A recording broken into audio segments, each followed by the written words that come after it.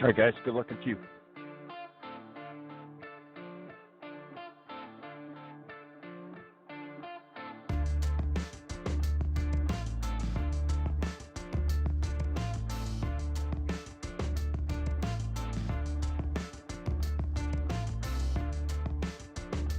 You get the guys coming over the airwave.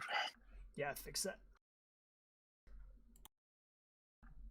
Welcome to Spielberg, Austria for round number 3 of the SimRacingPoints.com Sportscar Series at Full Throttle Sim Racing. I'm joined in the booth tonight by Dean Doucette. The drivers tonight are taking on the Red Bull Ring that is known for hosting Formula One racing since 1997, except for about a 3-year break. And now the sports cars are there, Dean. It's going to be a great night. We got tons of stuff happening. It's a little bit smaller field as qualifying is beginning right now at Red Bull Ring. Yeah, small field, but competitive field. Expect to see several different points of contention or battles, if you will. We got some, the great guys here. You got Wilkie, Koontz, Dicesare up front. Reinhardt's been up there at times. Flanagan's. I mean, there's a lot of guys. Solari, Taylor. So we're going to have a fun night. Small field, condensed, but it's only going to bring out the best in these guys, and it should be some great battles. Yeah, it is. And we take a look at that championship look. Matt Koontz and Nick Dicesare tied at the top, 73 points each. They have won the first 2 rounds of the season. Nick Dicesare won at Watkins Glen. Matt Koontz won about a month ago now at Zandvoort. The last time we were out. Joe Flanagan sits in 3rd. He's here tonight. Mike Watts isn't able to make it tonight. He's in 4th. Eric Bergdorf, Darren Snyder, Yari Brupasher, Theo Taylor, Lane Allen, and Tony Solari, your top 10 in points. So everybody, Dean, we look at this list. I mean, we have 11 drivers, not a big field as we talked about, but all the drivers that are here tonight are in the top 14 in points. So like you said, very competitive field. Yeah, exactly. These are guys that are very closely matched. I think you'll see a couple of groups of 3, so to speak, battling. Should be highly entertaining. I mean, I'm really looking forward to this battle up front. Koontz and Dicesare in particular have, swapped a couple of races, swapped positions during those races. So it should be interesting. And I think Wilkie's almost ready to say, hey, don't forget about me. Yeah, that's a really good point. Josh Wilkie has been extremely good in every race he's been in, but had a computer issue 2 weeks running and finds himself way back in the points battle. But we take a look around the Red Bull Ring, and this is a very interesting track. Mostly straightaways, connected by some sharp apex turns, so some big passing areas. And then this, looking at the track temperature, 67 degrees, pretty nice air temperature, and it is 82 on the track. This track is a half a mile above sea level, so pretty high up there here in Spielberg. Yeah, absolutely. This should be highly entertaining. These long straightaways lead to passing zones, hard braking. We're going to see who's better on the brakes tonight, Jared. It should be big. And another interesting thing, we brought up the standings, just talking about Joe Flanagan sitting in 3rd, methodical Joe, very, a smooth driver, consistent driver, and it is paying off for him so far, showing 3rd in the points. Yeah, exactly. You're exactly right. He's finished 3rd at Watkins Glen and finished 5th at Zandvoort. And you see him right now. He is 2nd on our qualifying board. Nick Dicesare with the fastest lap. That's who we're watching right now. These guys get 4 laps around this track or 10 minutes, whatever comes first. So Nick Dicesare right now on top of the board. And it typically gets faster as the laps continue on. William Reinhardt has gone purple in sector number 2. And we will see if he's able to hold that together. But right now, Flanagan 1 second off the pace. Bergdorf in 3rd. Tony Solari 4th. Darren Snyder, your top 5. So it's Ford, Ferrari, Chevy, Porsche, and then another Porsche in your top 5 right now. Yeah, always an interesting mix in those car manufacturers. And I was talking about Joshua Wilkie, their old 007, the secret agent man out here. And I'm still thinking as he's coming down right now, Jared, to finish his lap, be interesting to see how he finishes. He's going to go third quickest. Eric Bergdorf puts in a great lap at almost the same time at a just 8/10 of a second slower. Solari goes 8/10 of a second slower than Nick DeCesare. So we're getting some lap times in here as these laps continue down the track. Or as the practice or the qualifying session goes on, the lap times will continue to pick up. Right now, we have the best times listed up there on the top of the screen, along with the gap. Theo Taylor just put down his first lap of the night. Looks like right now Nick DeCesare's got one more lap. He is coming across into turn number 8 right now, so he should be getting close to about halfway done with this track. Yeah, and he looks good out here. Also checking in on William Reinhardt, just finishing up his lap right now. See how he does. He's going to go second quickest, but only 300ths of a second. That is about as close as one can get on a track like this. Man, that's impressively close. Very impressive, and we've seen speed from Reinhardt. The problem is usually about consistency and whether he can keep that thing going in the right direction. I mean, I don't want to be unfair. It could be an unfair statement, but Reinhardt's going to be a threat here tonight. You can tell he has the speed. Got the track map up there for you, everybody at home, so you can see exactly where these drivers are. But as you can see, this track basically has 4 straightaways and then just kind of couple connected by basically 90 degree or even higher than 90 degree or less than 90 degree. Turn 1's about a 45 degree angle. And then, but the rest of these corners, Dean, it's a pretty much straightaway 90 degree turn, straightaway 90 degree turn, kind of a almost kind of like an oval in a way, because there's only 2 left-hand turns compared to the rest of them being right-handers. Yeah, it is. It's very and the hard braking zones on top of it though. This is highly entertaining. I mean, Chesney finished with a faster lap there right at the end. You got Wilkie and Reinhardt still putting in fast laps. I mean, I don't know tonight. I don't think Koontz is going to make the field tonight. He looks like a start in park tonight. Jared, that's unfortunate. We love to see Matthew out here. Highly competitive guy.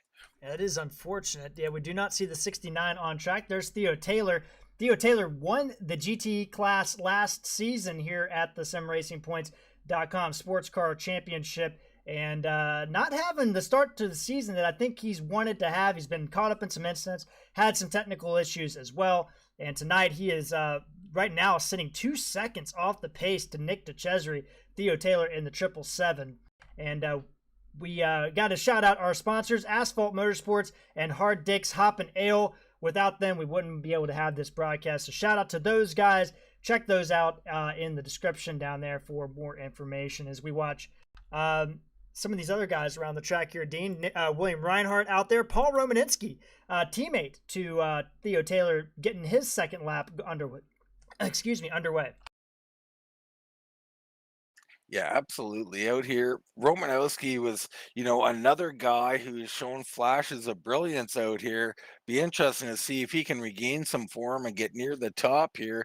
Also, a couple of guys off the track right now, like Tony Solari, Lane Allen. I want to mention him for sure. Lane's been pretty steady. Not always the best of luck for Lane out there, but sitting in 6th, mid-pack right now, and Solari just in front of him.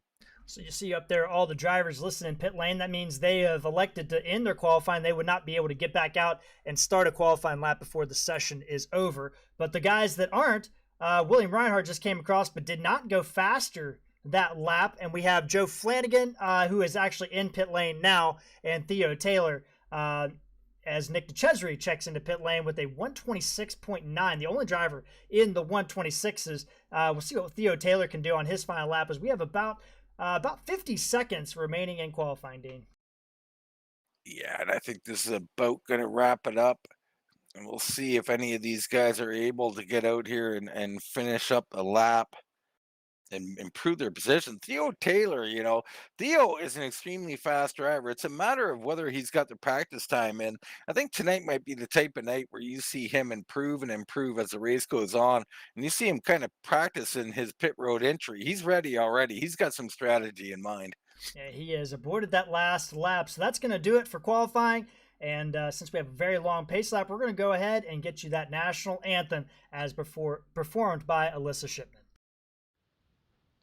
Oh, say, can you see by the dawn's early light what so proudly we hailed at the twilight's last gleaming, whose broad stripes and bright stars through the perilous fight o'er the ramparts we watched were so gallantly streaming, and the rocket's red glare, the bombs bursting in air, gave proof through the night that our flag was still there. Oh, say, does that star-spangled banner yet wave o'er the lands of the free and the home of the brave?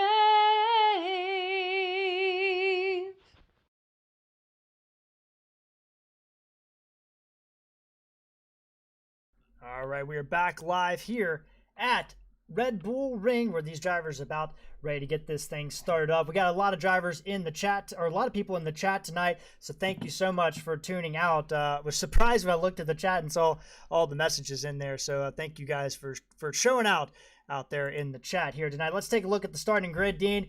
Front row, Nick DeCesare, the winner at Watkins Glen, alongside Josh Wilkie, the Canadian. Row number 2 will be William Reinhardt and Eric Bergdorf. And row number 3 will be Tony Solari and Lane Allen, Dean. Yeah, you got Dan Schneider and Joe Flanagan in 4, Theo Taylor, Paul Romanowski in row 5, and Koontz has made the field, so we thought he was a starting park, but here he is. Going to be thrilling to watch Matthew Koontz from the back of the field.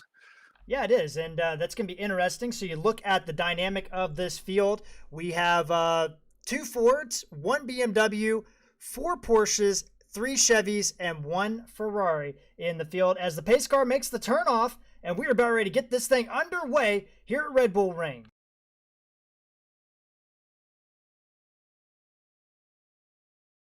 Lights are off, and we are green flag here, 3 wide down the front straightaway, heading into turn number 1 at the top of the hill. The Fords side by side, but the Porsche of Josh Wilkie is going to take the lead, and DeCesare is going to lose 2 spots on the start.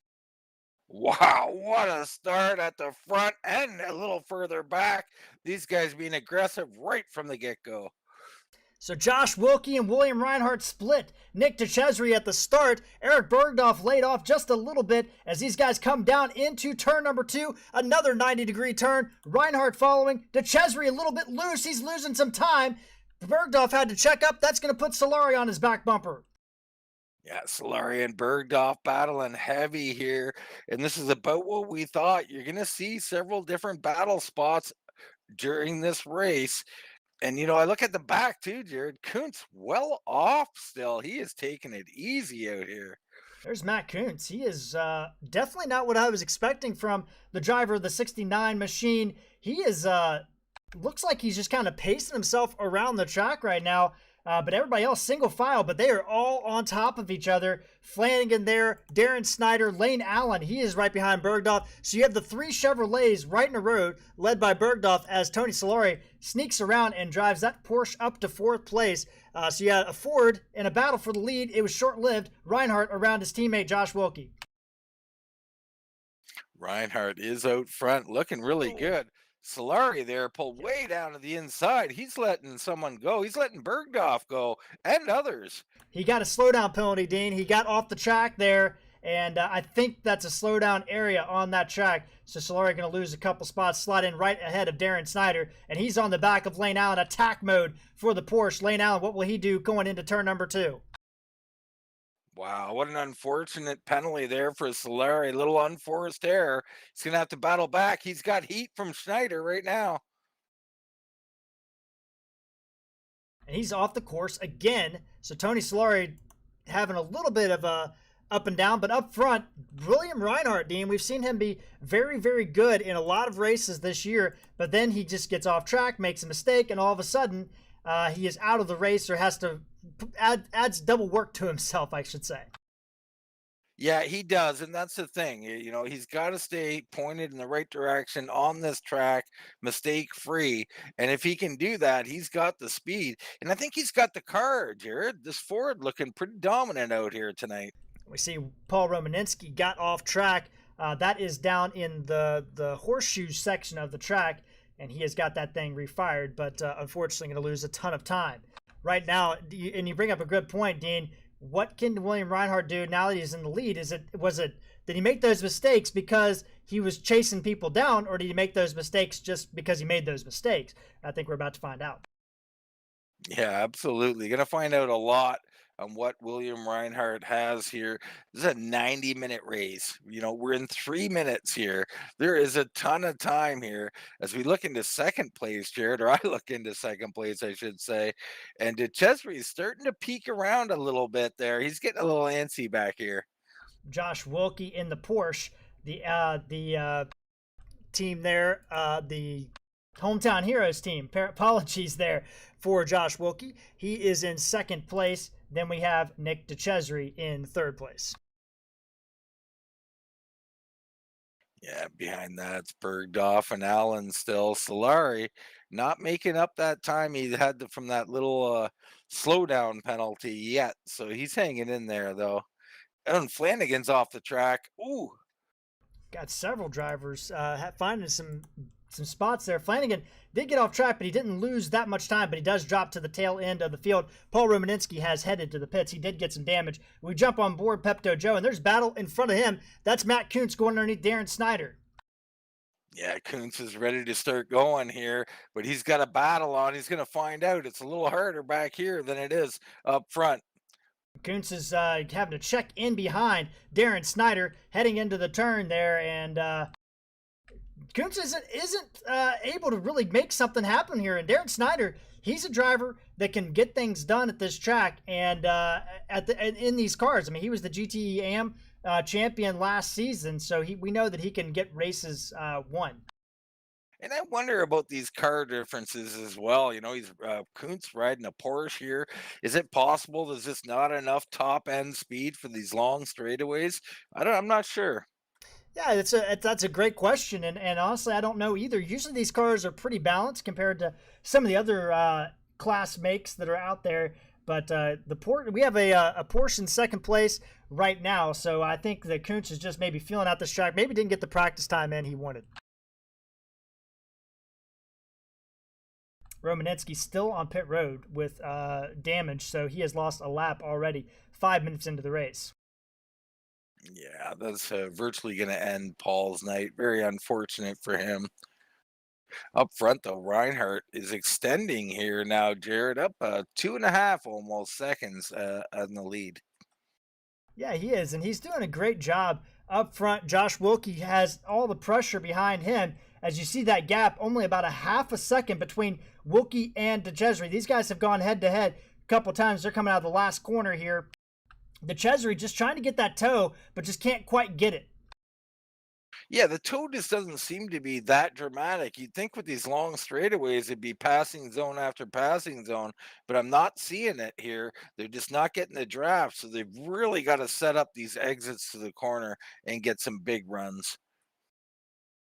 Yeah, exactly. And I think that when you look at the way this race is going to transpire, you're going to have to maybe sacrifice a little bit in the turns in order to get yourself up front, get yourself a toe down the back straight or the straightaways here. There's so many straightaways here. Reinhardt, you see it, he has pulled out to 3 seconds as Wilkie and Dicesare, apologies, continue to battle. We look at fourth place. That's Eric Bergdorf, Lane Allen. They are battling. Lane Allen loose under braking. My goodness, that Corvette was all over the place. Does a great job holding on to it. My God, a little bit loose for sure. And just, a half lap ago, DeCesare there made him move under braking, trying to get underneath Wilkie. Wilkie closing that door and pulling away because on exit there was no speed left for DeCesare. Yeah, and that's the Cesare not used to finding himself in this position, but we have seen in the prototypes when these three drivers have raced before that they have put on an amazing show, and they have put themselves out to about a 4-second lead over the fourth place driver at the same time as Reinhardt has leading there. But we have a battle for fourth. Lane Allen underneath Bergdorf as Bergdorf gets a slowdown penalty, and Tony Solari is also going to get around that Corvette as well. Wow, these slowdown penalties really hurting these guys. This track has a new system implemented on it that is a little bit better than what the old system was, but regardless, those slowdown penalties can still tally up. And basically what it is if you have a certain amount of course cutting, and you see Lane Allen going wide, he's going to go off the course here in turn number 5. Yeah, actually, I went back and looked at Bergdorf, so that was not a penalty. That was on the final corner. He got loose, came down almost towards the inside wall, Jared, and just did not have any speed for that straightaway. Well, there you go. Might as well have been a slowdown penalty, though, for the amount of time he lost, as he lost 2 positions. That has brought Theo Taylor onto the back of this group. The 777 machine there is only about 3 seconds behind this group. Darren Snyder, by the way, Dean, still holding off Matt Koontz. I cannot believe this, but Darren Snyder doing a great job. Matt Koontz really not putting in the performance that I expected from him tonight. Well, I wonder, starting at the back, he was kind of walking around the track a little bit. And I just wonder, has he got a strategy? Is he looking at, a one stopper or something to that effect? I'm not sure about the strategy here. You'd have to make it to the 45-minute mark. That seems like a tall task, to say the least. And here we go. Snyder protecting the inside. Koontz with a run down into turn number 1. And actually, Darren Snyder, I think, let him go. So Koontz up into 8th place.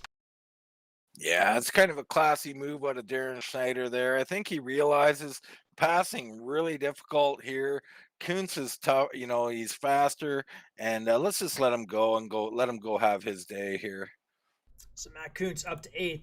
Just ahead of him is Theo Taylor. Eric Bergdorf in 6th. He's chasing down Tony Solari. That's a battle for 5th. Lane Allen, Dean, has scooted away from these guys, and if we bring up our time delta, he is actually catching Nick DeCesare, although it's not quick enough, but that gap is actually come down just a little bit.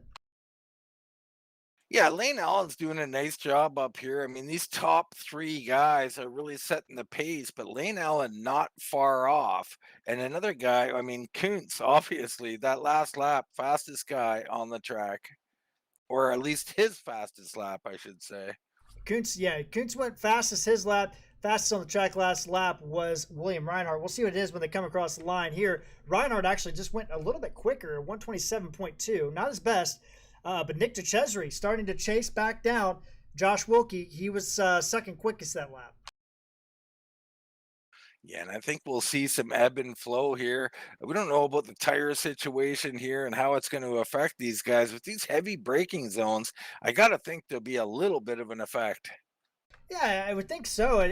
These cars are heavy. They aren't. They are more designed to take these kind of corners than other vehicles of this kind of stature. But my goodness, they are going to be probably using those up if they don't lock up the brakes. But brake lockup on a track with so many straightaways and 90-degree turns is something I can't believe that I'm saying this. I haven't seen very much of it yet, Dean.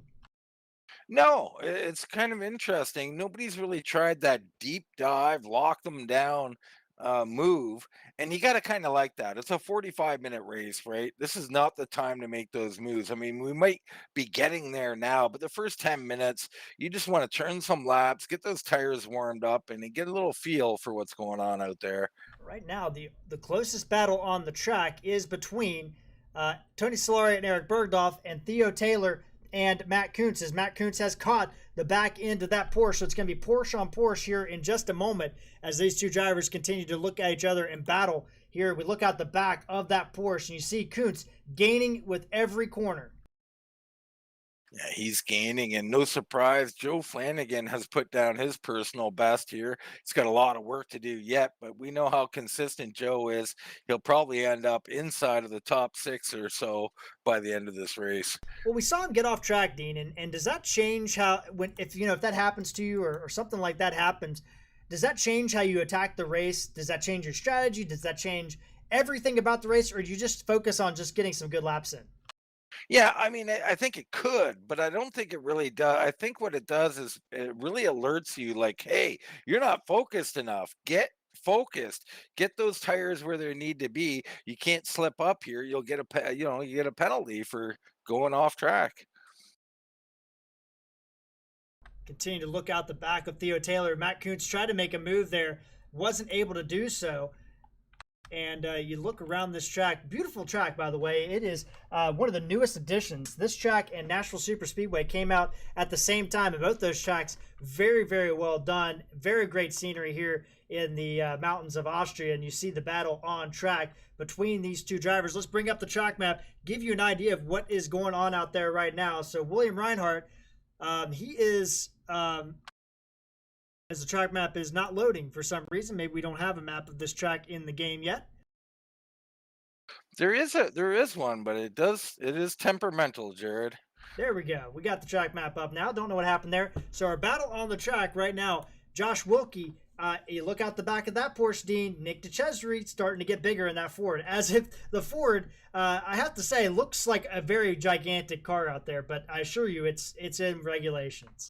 Yeah, it really does. It looks big and flat, almost like it might not be in regulations, but yeah, it's getting pretty big in the mirror of Wilkie right now. It's been there several times, but very, very difficult to make these passes. You get down there hard under braking, but if you don't get the whole position under braking, the exit speed won't be there, and you take you another 5 laps to get back where you were.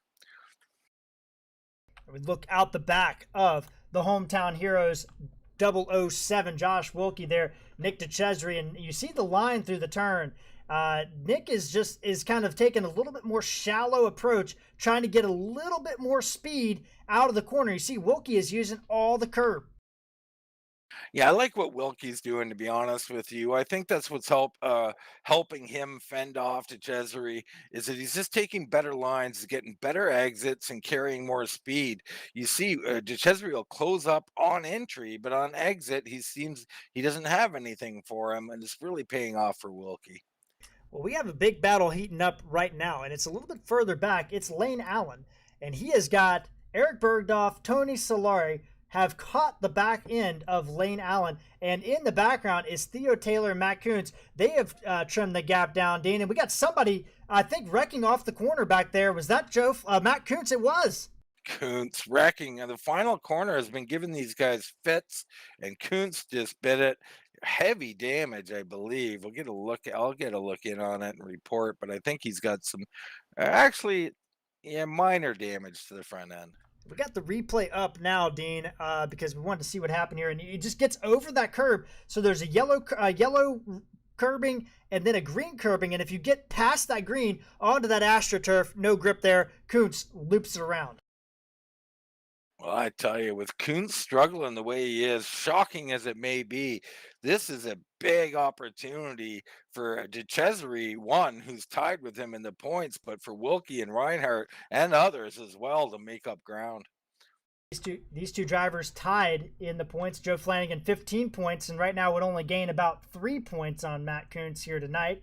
But DeCesare is in third place. But right now, we look at the rest of these battles. Nick DeCesare has caught up to the back of Josh Wilkie. Can he get enough toe down into turn one? I think he's just a little bit too far back. Yeah, he just can't seem to get there. Now let's see if he decides to stop focusing on entry and start focusing on exit. He's got to do that, get a great exit somewhere and get him down into the following corner. DeCesare doing a good job there. Let's bring up the sector times. This is something we like to do here, and of course it is let's take a look here. We don't have a sector up yet, so we'll have to wait on that one, because Nick DeCesare is chasing down Josh Wilkie now as we speak, and he was about 300ths of a second quicker that first sector, Dean, but he's going to have to find a little bit more than that to catch up to Wilkie as he gets deep on the brakes going into turn 7. Yeah, very deep on the brakes there. He's going to have to do, I mean, this is going to be a monumental effort here to make this happen. At the same time, if you guys are noticing at home, William Reinhardt, that gap has come down from 4.1 seconds to 2.7. So Josh Wilkie and Nick Dicesare are battling, but at the same time, they have increased the gap to Lane Allen and decreased the gap to William Reinhardt. We might have a 3-car battle for the lead here soon. Yeah, Reinhardt not setting the times that he was earlier. I mean, he ran a 128.8 last lap.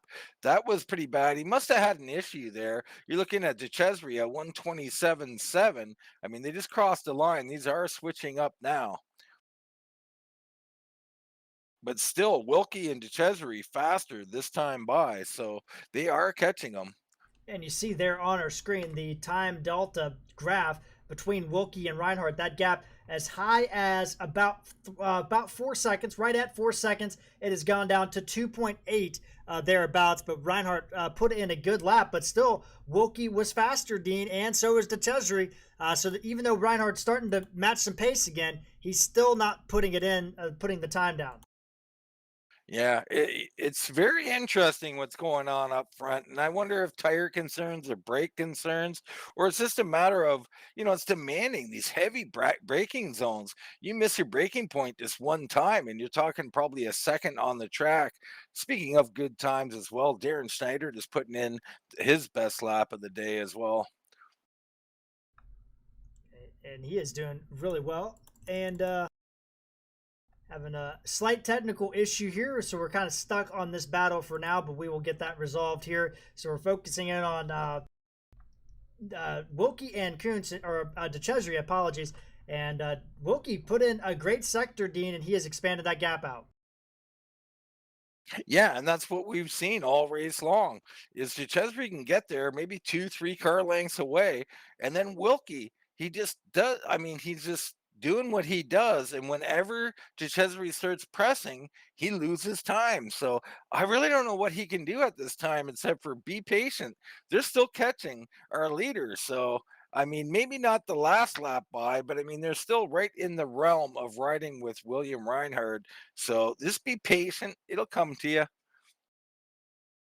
Yeah, exactly right. And we do have our technical issue with our software resolved for the most part here. And we look at that battle going on the track. Again, we look a little bit further back. Lane Allen, Eric Bergdorf. That battle has tamed down a little bit as Bergdorf now has Tony Solari on his back bumper.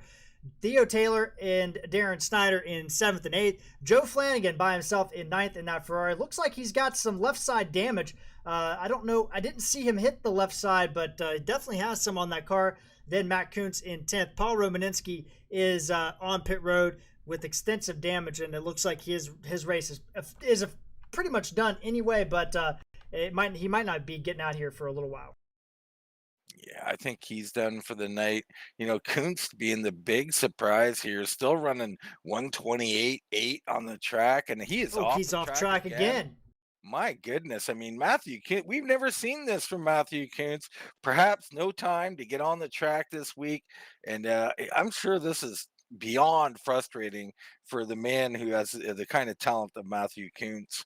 And you see him there with the MK designation there, so he is going up through the horseshoe area, and you see he's just not having the night he's wanted. He is way off. He's in fact now, Dean, a little bit less than right at about a half a lap down to our leaders.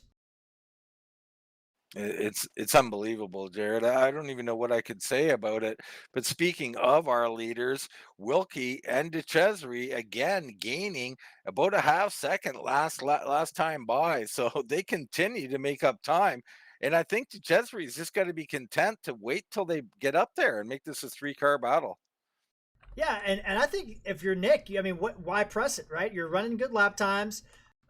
Just catch the race leader. Then once you catch the race leader, then you can figure out what you need to do to press and see if you can gain some spots. But at this point in time, let Josh Wilkie bring you up right up to him, and he's doing that. That gap down to around 2 seconds for the first time since about 5 minutes into the race, Dean. Yeah, super interesting. Reinhardt's got to be concerned, and will that rattle him? I don't know. I mean, he's been fastest out here. He's got the fastest lap of the race, but did he go too fast too early? I'm not sure. I mean, you got this three-car battle. Behind them, you got Allen, Bergdorf, and Solari. Solari falling off a little bit now, but it's kind of what we talked about at the opening, Jared. You're going to have these packs of two or three cars kind of racing together, and it's really interesting as we look at, we're in 22-minute mark now. When do pit stops occur? What do they do? Do they, the old tires, no tires thing, always highly entertaining in this series. Yeah, it is. And Nick DeCesare is there on Josh Wilkie. Wilkie puts a wheel wrong coming off of turn number, turn number 2, heading down the straightaway. DeCesare is going to look inside, coming through the braking zone, but he's not going to make the move here. No, and this might be a mistake from these guys. They allow William Reinhardt to kind of step out once again. So, I mean, every time they get up there and battle a little bit, the leader walks off a little bit. This is going to come down right to those last minutes, Jared. I mean, we got another hour plus of racing here. This is a long race, and I think any one of these three could take the victory. Yeah, I think I do think it is these three, unless we got some pit strategy. And we've seen Lane Allen, Joe Flanagan pull some pit strategy out and put themselves at least in contention for a podium. And right now, the battle for fourth is heated up while we were focusing on the battle for second that is tamed down. Lane Allen's got that Corvette of Bergdorf, so it's got the two Chevys battling side by side right now, Dean, coming up through the hill.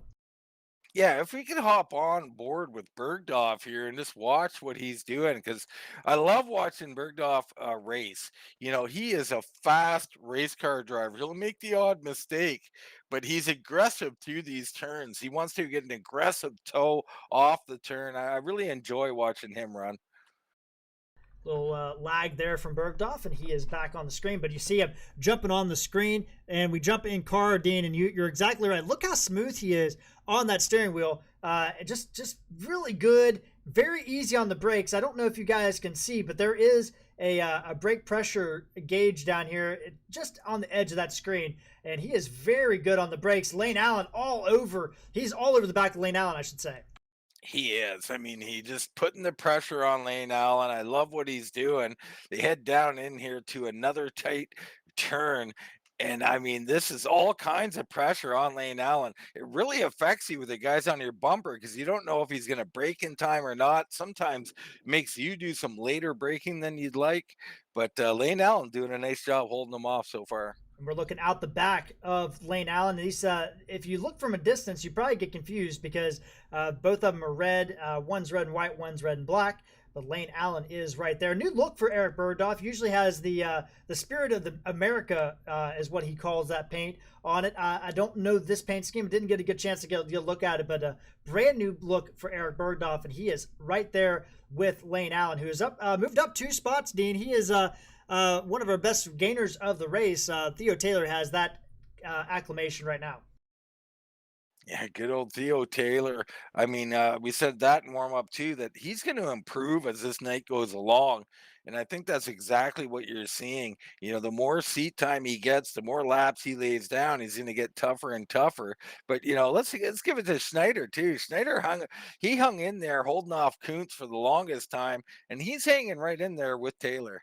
Yeah, he always runs a smooth race. He's 6th in the points. So I mean, this is a good night to get some points on some of these guys. Mike Watt's not here that he can gain some points on. So the Asphalt Motorsports driver doing a very good job. Joe Flanagan off the back in 9th, and Matt Koontz, unbelievable night he's having. Probably a night that he wants to forget, as he is in 10th place, last car running, about a half a lap down right now to the leaders. Man, I'm so lonely. I mean, that's him in the car, and you can see I was looking at him. He just coming out of the corner does not look stable, does not look like the Matthew Koontz we know, and he is wiggling even on the straightaway. So I don't know what's going on with him, but he's going to ride this thing around and try and pick up a couple of points and stay in contention because he will be back next week.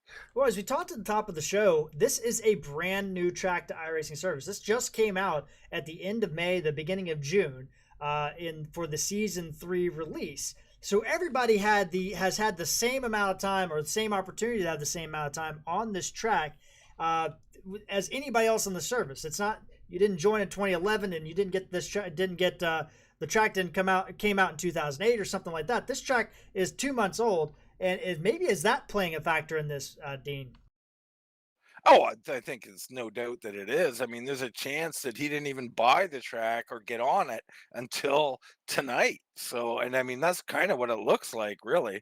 So it does play a factor. Some of these guys are, have driven some of these tracks hundreds of times, such familiarity. They get on one that they're not that familiar with, it completely changes everything. And again, the battle heating up again for the lead. It's down to 1.5 seconds as Josh Wilkie and Nick DeCesare have reeled in William Reinhardt again, Dean. Yeah, they have. I mean, it's really coming down. Wilkie is really heating up. I mean, he's pulled away from DeCesare slightly, but he's laying down some times right now. I mean, Reinhardt was the fastest, or actually DeCesare was last lap. Let's see here at the line. Got Reinhardt with a 128 flat, half second faster for Wilkie. Wilkie continuing to eat into his teammates' lap times. DeCesare kind of getting left behind at this point, but kind of thinking maybe big picture with his teammate having a bad race. And again, the Corvette's still battling, but Eric Bergdorf just seems to be stalking his prey. Hasn't made a big inclination to kind of race with Lane Allen right now. No, he's not quite getting there. But I'm just checking on these leaders. I'm just amazed by this delta coming down, Jared. It's pretty consistently coming down. We have one little blip. But other than that, I mean, we're down under a second and a half now. We're gonna have a challenge by Wilkie for the lead sooner than later. Yeah, and exactly. Just in time for pit stops to be starting here in a little while, probably 15 minutes or so. So Josh Wilkie is putting it down. We've seen him win in the Dallara P2 cars, and he has been very good in the Porsche. And he is chasing down Reinhardt. That gap down to 1.3. That's the live gap. We'll see what it is when it comes across the lines. They go through Jochen Rindt right now into the final corner, and we'll see what it is when they come down the straightaway here. With these battles, Jared, and we're coming up on a half hour now, these pit stops are becoming something to think about. Anybody on a two stopper? Is everybody on a two stopper? I don't know. I mean, they got to go 15 more minutes for a one stopper. You got these top three, and then you got Allen and Bergdorf where they can make decisions. You got Taylor and Schneider who's going to make the decision whether they get tires or not. This is all going to come into play here right away, and it's going to be highly entertaining. Yeah, it is. We got Marson Space out in the chat, rooting on, I believe, Josh Wilkie, as he is definitely getting excited to see Wilkie close that gap down in the race right now. And Nick DeCesare has fallen off the back here, Dean. That gap from Nick DeCesare to the leader is now up to 3.3 seconds. Yeah, something's got it into Wilkie. I don't know, like, is he got turbo on board? What's he got going on? A little nitro? I'm not sure what's going on. I mean, maybe we should look at push to pass. I don't think there is any, Jared. These guys battling hard. Looking for some other battles on the track. Darren Snyder has caught Theo Taylor. That's a battle for 7th place right now between those two drivers. The Porsche, our last two GTE champions right here in this picture. The GTE Pro champion, Theo Taylor. The GTE AM champion, Darren Snyder, when the series used to have split classes for GTEs that they no longer have. But these guys battling, that's a battle for 7th place right now, and they're about 30 seconds behind the leader. Man, and they are matching each other lap after lap, Jared. The lap times so consistent. We have one blip out of Taylor that allowed this to close up a bit, but other than that, they are virtually running identical times. They are, but we don't want to lose sight of all the battles on the track. But right now, Josh Wilkie has got that gap, Dean, to under or around 1 second. Yeah, amazing job from Wilkie. DeCesare is right there too. I mean, he is not far off.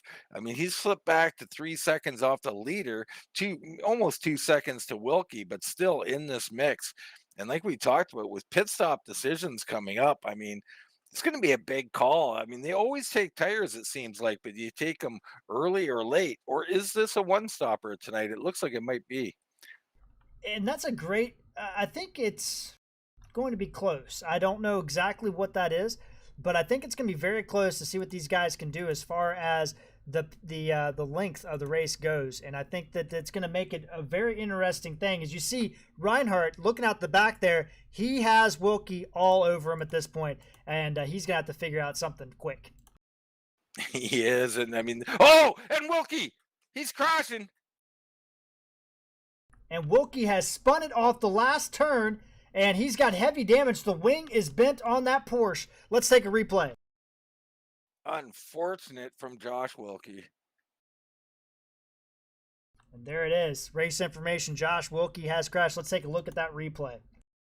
Same spot, Jared, as everybody else. We've seen several. We saw Solari. We saw Koontz. Both of them get off there, hits that rumble, and then he just gets out there again off the second rumble strip. There's a red and a green one, and if you get off there and get in that AstroTurf, it is over for you there. So we talked about Reinhardt with, maybe unforced errors. It may be a little unfair to say that about him, but it's Wilkie. Wilkie who comes up with that unforced error. You can see that wing is damaged, Jared. And wow, I don't even know what to say. He's got a ton of work to do. In the meantime, Dicesare now finds himself alone in second. Will this help him? I'm not sure. Josh Wilkie, you see him for Hometown Heroes Racing. A little bit of a bent wing as we look out the back of that Porsche. He has dropped to 11 seconds behind, but we've seen how things can change with pit stops. Wilkie is going to have to make a great pit stop and probably hope that he doesn't have too much damage on that track. On that car, Lane Allen, false alarm, did not go off track. I'm a little surprised that nobody's chosen to pit here.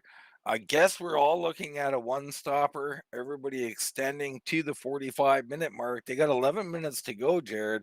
I just find it hard to believe they can go that far, or perhaps they're extending as far as they can and going to go for a gas and go.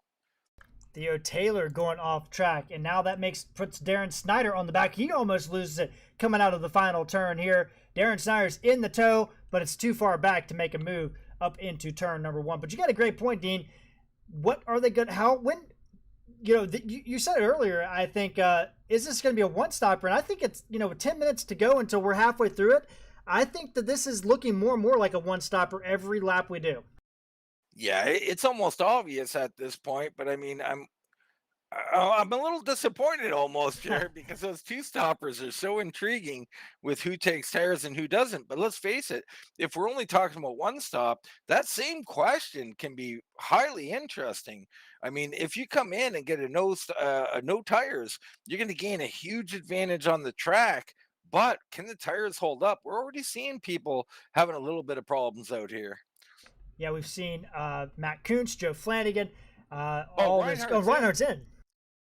As Then Dicesare as well. I think we said the exact same thing at the exact same time. So there you see him coming in. Josh Wilkie is staying out though.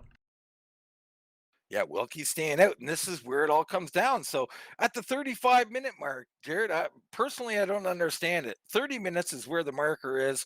Why wait 5 extra minutes and come in? But they have Bergdorf is coming in as well. Bergdorf is in.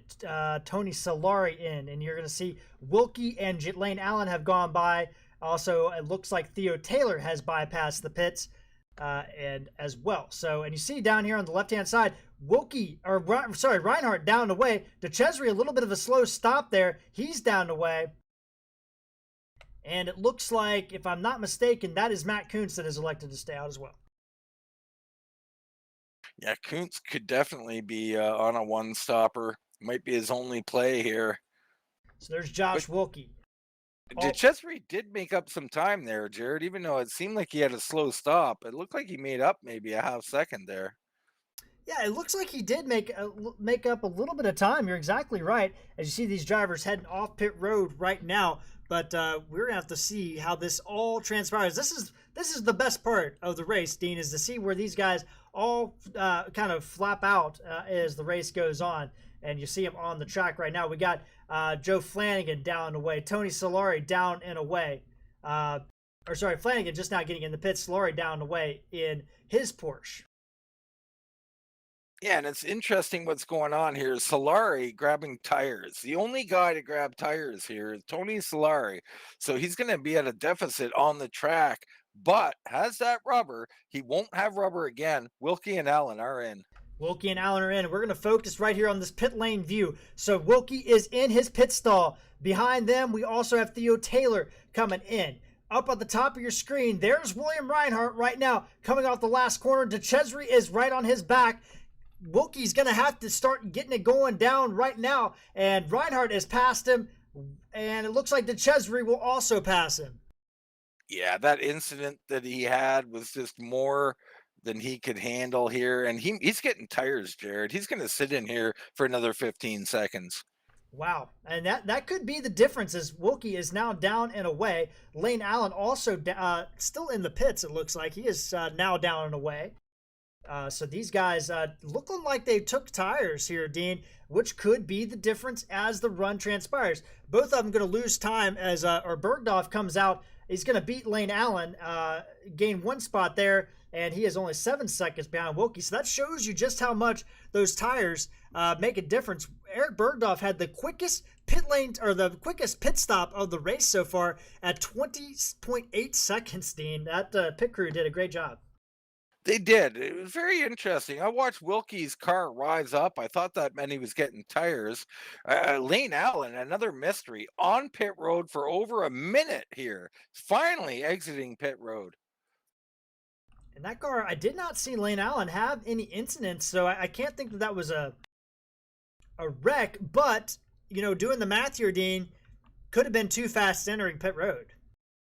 Yeah, absolutely. That could have been the issue. Could have been a washroom break. I'm not sure. Yeah, it could have been. It could have been, but I don't know if you could get it done in a minute there. But Lane Allen down the way. That's a quick one for sure. Right now, Dicesare, though, he's hanging in there with Reinhardt. We've seen in the first run, they hung on for a while, and then Reinhardt kind of pulled away. I wonder if we're in for a repeat performance here. So we got two Fords leading the way. Then we have a Porsche in third place. Eric Bergdorf in the Corvette in fourth. Another Porsche, Theo Taylor, now into the top five. We talked about him being in sixth place most of the night, but these pit stops have really cycled things up outside of the top three, with Lane Allen coming out in 10th, coming in fourth, and Theo Taylor coming in eighth, coming out in fifth. I'm utterly confused at this point. So the whole field has come in. We're at the 40-minute mark. Nobody going to be on a one-stopper. Why did nobody come in at the half-hour marker is beyond me, Jared. It's just, you like the undercut, so you probably come in at the 28-minute marker. I'm not sure what guys are waiting for. Yeah, I don't know. The only difference is that they could take less fuel, and fuel is such a huge thing in these cars. The more fuel you can get out of there and burn off, the better. But my guess is, so you pit at 35 minutes, you pit at 70 minutes, which means you have a 20-minute sprint, and you take half the fuel. That could really impact it. But that would be the only thing I could think of off the top of my head, Dean. Yeah, I'm not sure. We'll see how it turns out. Here is Joe Flanagan in the Ferrari. He has beached it. He has beached it over in turn number, turn number 6 over there. So Pepto Joe not having the night he has wanted tonight in that Ferrari. I swear these guys just like to prove us wrong, Jared. We talk about how smooth and consistent Joe is, why he's third in points, and here, unforced error out of Flanagan. That's going to cost him. It's really going to bring Solari into the mix, and Lane Allen. You got to think I think Solari for sure has tires. Lane Allen, maybe a penalty. Did not look like he got tires. So Solari maybe in the catbird seat here, Jared, as we go through the next set of pit stops. Yeah, he lost. I mean, that's a lot of time to give up for Tony Solari in that Porsche. But he also, has those fresh tires. I don't know how it's going to play out. You were talking about Joe Flanagan, though, Dean. He has, unfortunately, and hopefully when he listens to the broadcast, he doesn't hear this, but he has tripled the amount of incidents he's had all season in one race. As he's had 4 tonight, and he had 2 coming into the race. Well, we talked about it, long straightaways, high speed, heavy braking zones. So easy to miss that and go off track. And we're seeing that from several drivers.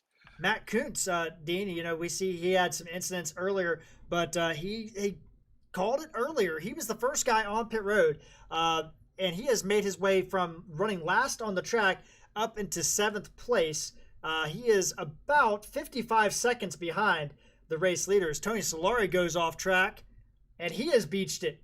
Not as bad as Joe Flanagan, but he's come back off. Lane Allen nearly contact, and that's not going to help those new tires very much. Man, it really is not. As anybody who had any kind of advantage through pit strategy is throwing it out the window. I mean, I don't even know what to say, except for up front, it's heating up. Dicesare slowly catching Reinhardt, now down to about 2 seconds. Dicesare is coming, and he's at 1.9 seconds right now. The very racing driver tied for the points lead. For all intents and purposes, likely to leave with the points lead here tonight, but we'll see how that transpires. We have the track map up there so you can see where your favorite driver is by initials, and we got Darren Snyder has crashed it. Hard wreck for Darren Snyder. Wow, Snyder. Big trouble. What has happened to Darren Snyder? Let's get a replay of that. So here he goes. He is coming into turn number... This has got to be from the long straightaway. So this has got to be turn number 4 up here. And it is... Oh, and somebody ahead of him, Theo Taylor, gets a little bit crooked in front of him, and he just looped it. And that was it. Very interesting. And watching what Snyder did there, I got to think perhaps that elevation change just moved that weight around a little bit and threw him for a loop. Very unfortunate. But I mean, we continue to see the unforced errors here as we approach the halfway mark. They got 45 minutes out here. What else are we going to see, Jared? Yeah, exactly. 45 minutes down, just about 45 minutes to go here. And these guys are really spaced around the track. You see William Reinhardt. He's got Nick Dicesare on his back. Josh Wilkie is quite a ways back. You'll see him designated by that orange JW. And then there is Eric Bergdorf designated by that red B. Theo Taylor is not too far behind Eric Bergdorf. But right now we don't really have a battle on the track except between Lane Allen and Tony Solari. They're the only 2 drivers that are close enough on the track to be considered a battle besides the leaders. Yeah, and these guys, are really can lay down some lap times, but those unforced errors cost them so dearly. One of the beneficiaries, is Koontz. Koontz now just made a move, or at least Darren Snyder was a little off track there. Koontz now shown in 6th place, starting to make some moves. Well, Koontz got around Darren Snyder there, likely because of that off track that he had. Maybe I'm not sure, but Matt Koontz, he's looking to salvage some points here tonight, Dean, because he was running in 10th place. His teammate was running in 2nd.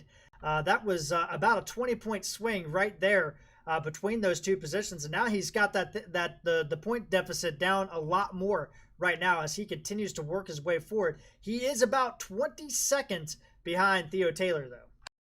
Yeah, I mean, Koontz, I think he's got a little damage, maybe not. Yeah, to the front end early on in the race. But I'm willing to lay a bet, Jared, right now that best time that you see beside Koontz's name is not going to last. He is going to improve every stage of this race. And I think this is only his first improvement of many to come. Yeah, and you could be exactly right, Dean, as these guys continue to battle out here on the track. And Koontz, it takes some laps to get yourself comfortable with the track, but Koontz has done his best lap of the race in this second stint at a 1:28.15, which would put him 5th quickest on the race so far. 6th quickest on the race so far. And he goes off track right as we talk about him. Of course he does. Up front, though, Jared, that lead continues to come down. Last lap, actually, Reinhardt a little quicker, so I shouldn't say that either, perhaps. Yeah, Reinhardt just seems to, we've talked about, and Josh Wilkie's off track, Dean. Josh Wilkie has spun it again in the last corner, coming out of Jochen Rit into turn number 11, and the Porsche, I don't know if he made contact, but Josh Wilkie off again. Yeah, it looks like he might have contacted the outside wall, Jared. Same kind of thing. Too high, past the heavy contact onto the tire barrier. And now Eric Bergdorf has caught him. Josh Wilkie, it is gone from bad to worse. He looked like he was catching the race leader at one point in time in this race, and now he is now under pressure from Bergdorf. Bergdorf gets around him for the podium. Yeah, let's give a shout out to Eric Bergdorf with that new paint scheme. Still got those stars on there, looking great. Now in third place. Another great job from Eric Bergdorf. Yeah, he's doing a great job right now on the track as these guys continue to race around here. And let's see if we can get a look on what happened to Josh Wilkie.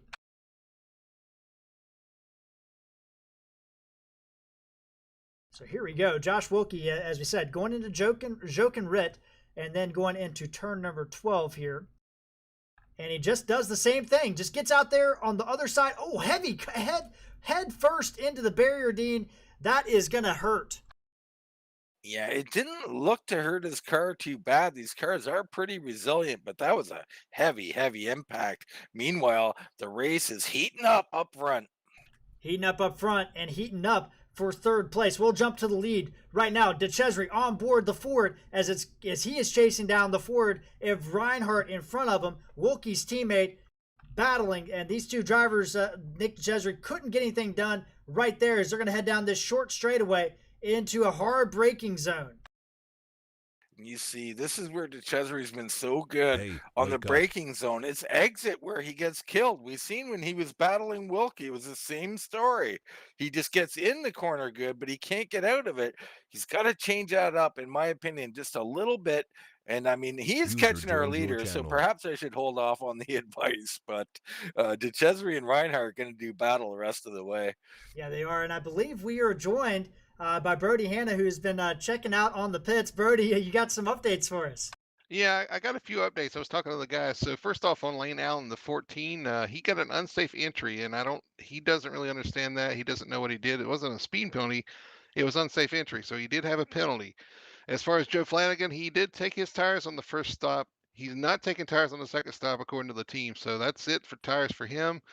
And Tony Solari, of course, he's more concerned about the incidents for cutting the corners than anything else as far as pitting. Again, he is going to pit again, but he's going to try to make it on. Actually, Joe's going to make it on no tires. Tony is going to take no tires on the second since he took the first run. All of these guys talking to the teams are wondering about the pit strategy as well. You guys were talking about going long. Basically, the answer I got from the team is they just did what the leaders did, so it would be on them. Well, there you go, Dean. You heard it here first. Weird penalty. I didn't get to see Lane Allen's entry, but it is a new track, and sometimes that can cause issues.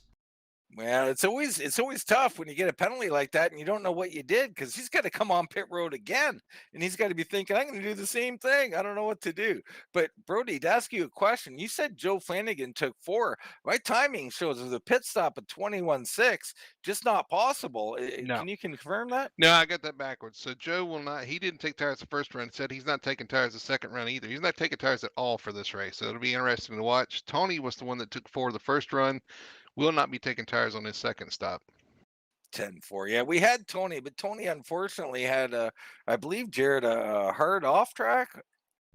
He got in the sand, but I don't think he hit anything. Yeah, so he's a little. The strategy was right. I think I loved it, but unfortunately, on his second lap out, he got off in the sand there, cost him a bunch of time. But all of these are interesting because we're going to see guys in his second stop take some tires, I think. Yeah, I think you're going to have to. Right now, the battle for the lead is heating up as it's half a second between the two Ford drivers, the closest it's been since the opening stanza of the race. And you see William Reinhardt just not getting the drive off the corner like Nick DeCesare is. They have the same equipment. There's no denying. They have the exact same car as each other, so nothing, no special car advantage for either of these drivers. Yeah, man, this is going to be a heck of a battle. DeCesare, we know what he can do out here, and Reinhardt, we give him a little bit of grief on the broadcast, saying like, "Oh, he's had some unforced errors or whatever." One of the few drivers out here to really do nothing wrong tonight. Don't want to jinx you, William. Keep it going, but DeCesare's getting better and better, and he's there. There's only one driver, by the way, that has 0 off tracks. I'm not going to go to him, but he is in 3rd place, and that's it. We don't want to jinx him. Well, I'll mention him because he's under heat right now, getting passed by Wilkie, and Wilkie's around. And Wilkie spins out right in front of Eric Bergdorf. Wow, that might be worthy of a replay there. That was a pretty aggressive move there, Jared, and to spin right in front of him after you get him, my goodness. And let's see what happened here. Eric Bergdorf, the lead car. Wilkie with a late move and a deep braking move. And he just too much rear brake in that machine. Way too much rear brake, and Bergdorf nowhere he could go. And, oh man, that's unfortunate. And Wilkie his races continue to just go downhill. Unbelievable. Wilkie just struggling. Koontz is struggling tonight. DeCesare looking good, but it's all William Reinhardt so far. I mean, what about a shout out to, you didn't want to talk about him. I do. Bergdorf, right there, almost getting in the wreck, doing an excellent job of keeping that car slowed down, not causing any damage out of that move from Wilkie. But Bergdorf in 3rd, loving what he's doing tonight. Yeah, he didn't really have anywhere to go. It's not like our replay, it would make it look like he hit Wilkie, but Wilkie was already sideways. And at that point in time, when you come around that blind corner, there isn't really anywhere for you to go except a sand trap, and that's not going to work out for you. So Bergdorf, not much he could do in that situation unless he wanted to drive into the sand and possibly get in a worse position. So he had no choice there. But Bergdorf doing a great job. Definitely wasn't a malice hit or anything like that. Just kind of an unfortunate situation. When I looked at it from the angle I looked at it, Wilkie got loose on his own. There was nothing to do. Yeah. So, but there might have been contact after the fact, but Bergdorf did not turn him at all. Yeah, and that's what I was referring to is the after the contact there. There wasn't anything that the 88 could do there on the track. He had to push him out of the way to keep going. Put the dozer on the front and clear the track. When we talked about some drivers getting some advantages, Theo Taylor now up into 4th place, and he was a driver that looked like he was struggling out there, but he's such a clean and methodical driver, a past champion, and now he's moved himself up to 4th place, guys. Theo Taylor, 777 out here, being lucky, but he's making his own luck tonight. He's really is being clean out there and consistent. Excellent job. He's up 6 spots on the night, Brody. Yeah, he's moved up. What did you say? 6 spots, and then Koontz moving up to 7th from 11th as well. A couple of these guys moving from the back. One guy that's not having the greatest of luck is Joshua Wilkie. We were just talking about him. Started 2nd and now back to 5th in the 007 machine. I like that. Secret agent man out here. He's got that curved wing from some of those incidents he's had. And he's struggling. I mean, we haven't seen Jared Koontz and Wilkie here struggle the way they have tonight. No, we have not. And it's been really interesting because, like I said, this is a new track. And next week, because of some reschedules, we're going to head to another new track, and that's the Hockenheim Ring that's only been on the service a couple months longer than this track. So, again, probably a new track for a lot of drivers, and I can't wait to see what it's going to bring because Hockenheim Ring is a challenging, high-speed track, and it's going to be fun to watch those guys. But right now, the battle up front is down to a quarter of a second, Dean. Unbelievable. I mean, what Dicesare has been able to do here, stalking and holding on. I think he's made some adjustments. You see there, swinging through the corner instead of diving into it. He's doing a much better job with these angles and getting better runs off the corner. I love what I'm seeing from him, and I think it's only a matter of time before he attempts a move. Oh, Reinhardt dips over the AstroTurf there, and that's going to give Dicesare a great run coming into Joke and Rit here. Side by side, Dicesare pulls out. You know, one thing I was noticing with these guys too, as you watch them go around the track, Nick is right on the curb in all these corners. He's going right to the apex and everything. Whereas the leader there, what Reinhardt, he's actually leaving about a lane gap between him and the apex of the corner, and that's allowing him in some of these corners to get a really good run off the corner. If you look, this turn one's not a good example of that, but turn two, let's see if he does it again. If he leaves that extra gap, he gets a really good run off the corner, is able to pull a little bit of a gap on Nick. There he goes down this straightaway into turn number 3. And Dicesare going to look inside, just can't quite get there, but he's got a nose inside. Reinhardt powers off the corner. I've seen him attempt that move on that corner several times tonight. It has never worked yet. He has got to find a different place on this track to make the move. That's coming into Roush now. And again, Reinhardt just really good from turn 3 to turn 4. Now we're coming into the power horse section, or the horseshoe section. And this is the only part of the track that there's a lot of curves, a lot of elevation changes. Not a great passing zone through this area unless you're right here. Dicesare makes up some time, but he's got to set him up for turn 9, which is Joke and Rit, the pit road entrance. And again, right through this exit of power horse, it seems like that's where Reinhardt is struggling. This little update, Darren Snyder hit pit road, was on there for 1:19. So not sure what the long pit stop was about, but that battle up front raging on still. I was just going to say, we're at the 1 hour mark, so 30 minutes left. You're going to start seeing these guys start making their pit strategies. Nick Dicesare looks inside, coming into turn 1. Reinhardt holds steady. Reinhardt over the rumble strips there, and just ahead of these guys, there is some lap traffic. I see Tony Solari ahead, Lane Allen ahead, and Joe Flanagan ahead. So they're going to be under pressure side by side, coming down into turn number 3, and it's going to be Nick Dicesare trying to take the outside, under braking. Reinhardt holds him off. Wow, what racing. Reinhardt doing a masterful job, but Dicesare is pestering the you-know-what out of him right now. And it's causing Reinhardt to make a couple little errors here as they battle again. Dicesare down into the deep braking zone.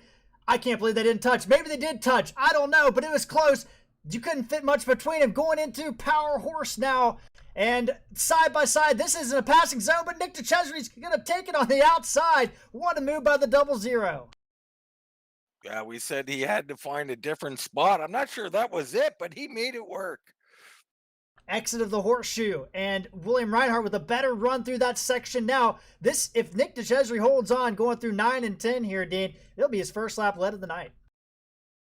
Unbelievable run out of Dicesare to get up here, not only catch our leader, but now make the pass, and he's looking like he might set sail.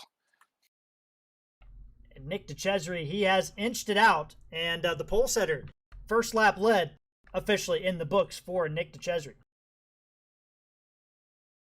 And what a battle. Super impressive. These guys. Oh, sorry, go ahead, Dean.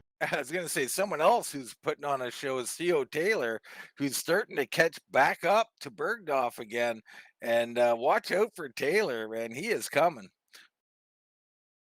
Theo Taylor doing such a great job, up 6 positions here. That gap is about 2.25 seconds, fellas. And Theo Taylor, the New Zealander, doing a great job.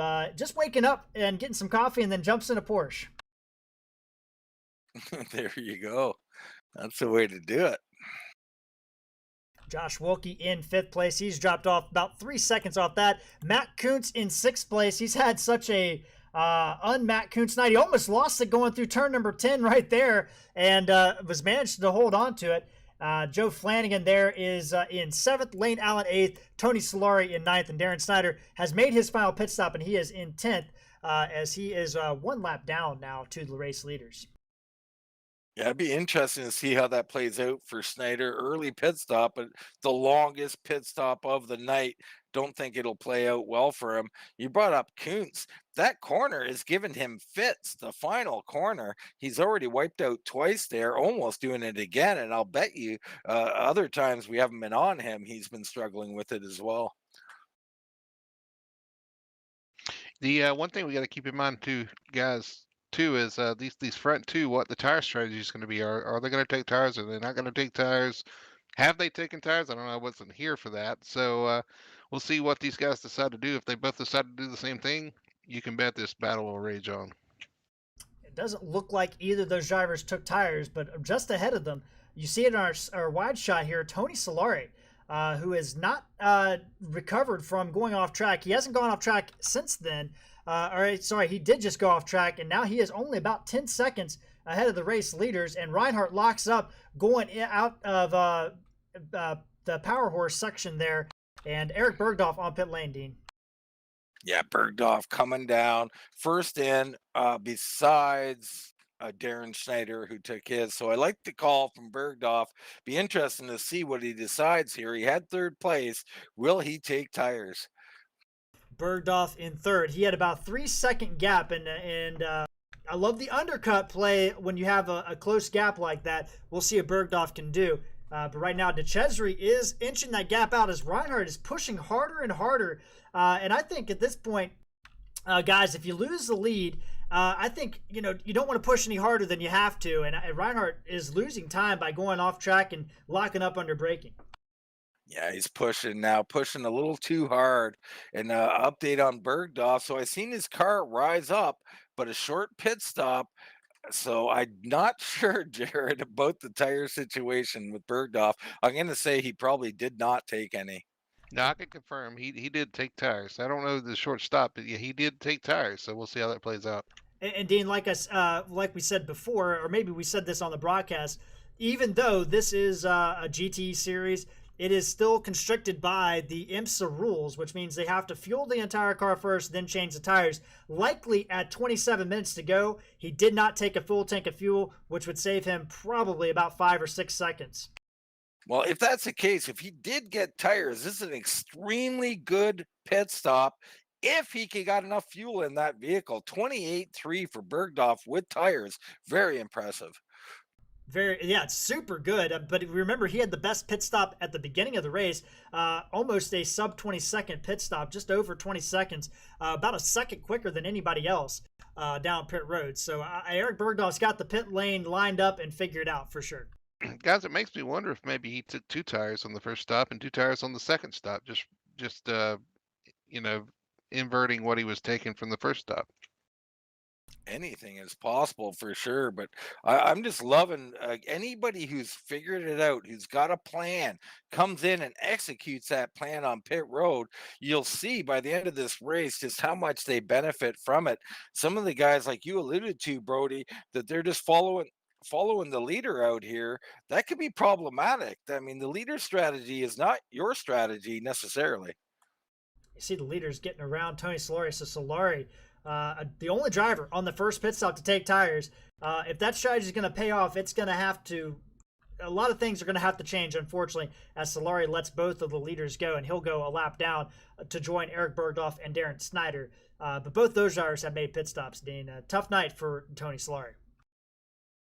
Definitely a tough night for him. Tough night for Matthew Koontz, but like I said, he's getting better. I mean, a sub 129 lap last time. Looks like Flanagan laying down a pretty nice lap of his own at 129.6. Or I'm sorry, I thought it was a 128. But Koontz definitely is showing some speed out here. He's about to cross the line again, Jared.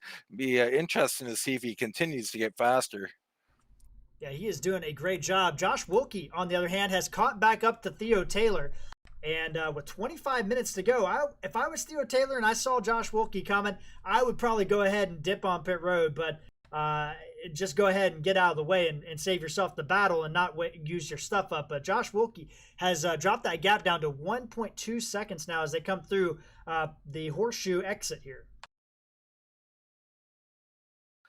Theo Taylor hanging on 7 spots up into third place. What a run for the 777. Good points night for uh, Theo Taylor here tonight at Red Bull Ring. Nick DeCesare holding off William Reinhardt. That gap has kind of stabilized around 1.2, 1.3 seconds between those two drivers. And no other battles on the track to speak of right now as everybody is starting to get in that pit strategy mode. But Derek Bergdorf, Darren Snyder, they pitted early. They're doing the undercut, if you will. Solari on the tire strategy early in the race. We got a lot of things to look at here as we're down to 24 minutes to go in this race. And guys, don't forget, Joe Flanagan's not going to be taking tires this run either. We'll see how much time he makes up as he does duck to pit road this time by. So here comes old Pepto Joe. He is in the pits. Theo Taylor is going to get passed by Josh Wilkie at the same time this is all going on. So Wilkie up to third place. Taylor lets him go. Lane Allen, sorry, I apologize. He is not pitting. Just looking around some of these lap times, Wilkie really putting in a decent lap time, but our 2 leaders last lap were not that fast. Of course, they correct that at the line this time by. Yeah, they had bad laps, 129s, which put them about 5th quickest. Oh, Reinhardt loose out of turn number 1. He got over that curve just a little bit too much. Joe Flanagan already down and away. That is a 13.5 second pit stop, Dean. Well, Brody alluded to it. I mean, he's no tires for Joe. Good choice on how much fuel to go. Incredibly fast stop. Bergdorf still managed to get by him, though. So watch Bergdorf as he continues his pit stop done early. I think you're going to see him go right back to third place when it's all said and done.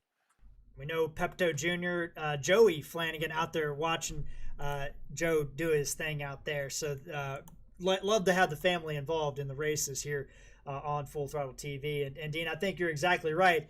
I don't know. I'm going to be interested to see how this strategy plays out as we're getting down to the final stanza. Yeah, well, interestingly, Bergdorf with those fresh tires, not laying down particularly great time, at least last time by. So, the strategy is still up for consideration, no doubt about it.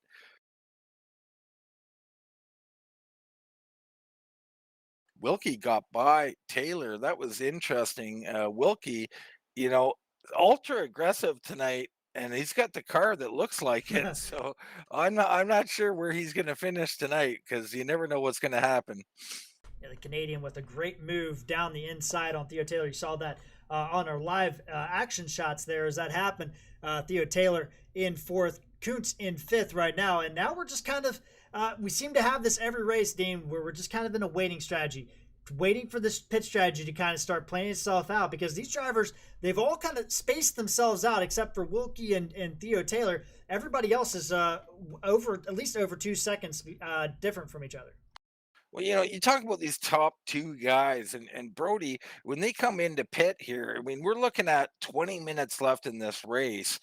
I mean, how important it is it? I mean, I doubt they're going to take tires at this point. So that fuel load has got to be of high importance. Just to interrupt, Theo Taylor has bended it on the last turn 10, and lost it. I don't think he hit anything, guys, but tough break for Theo Taylor.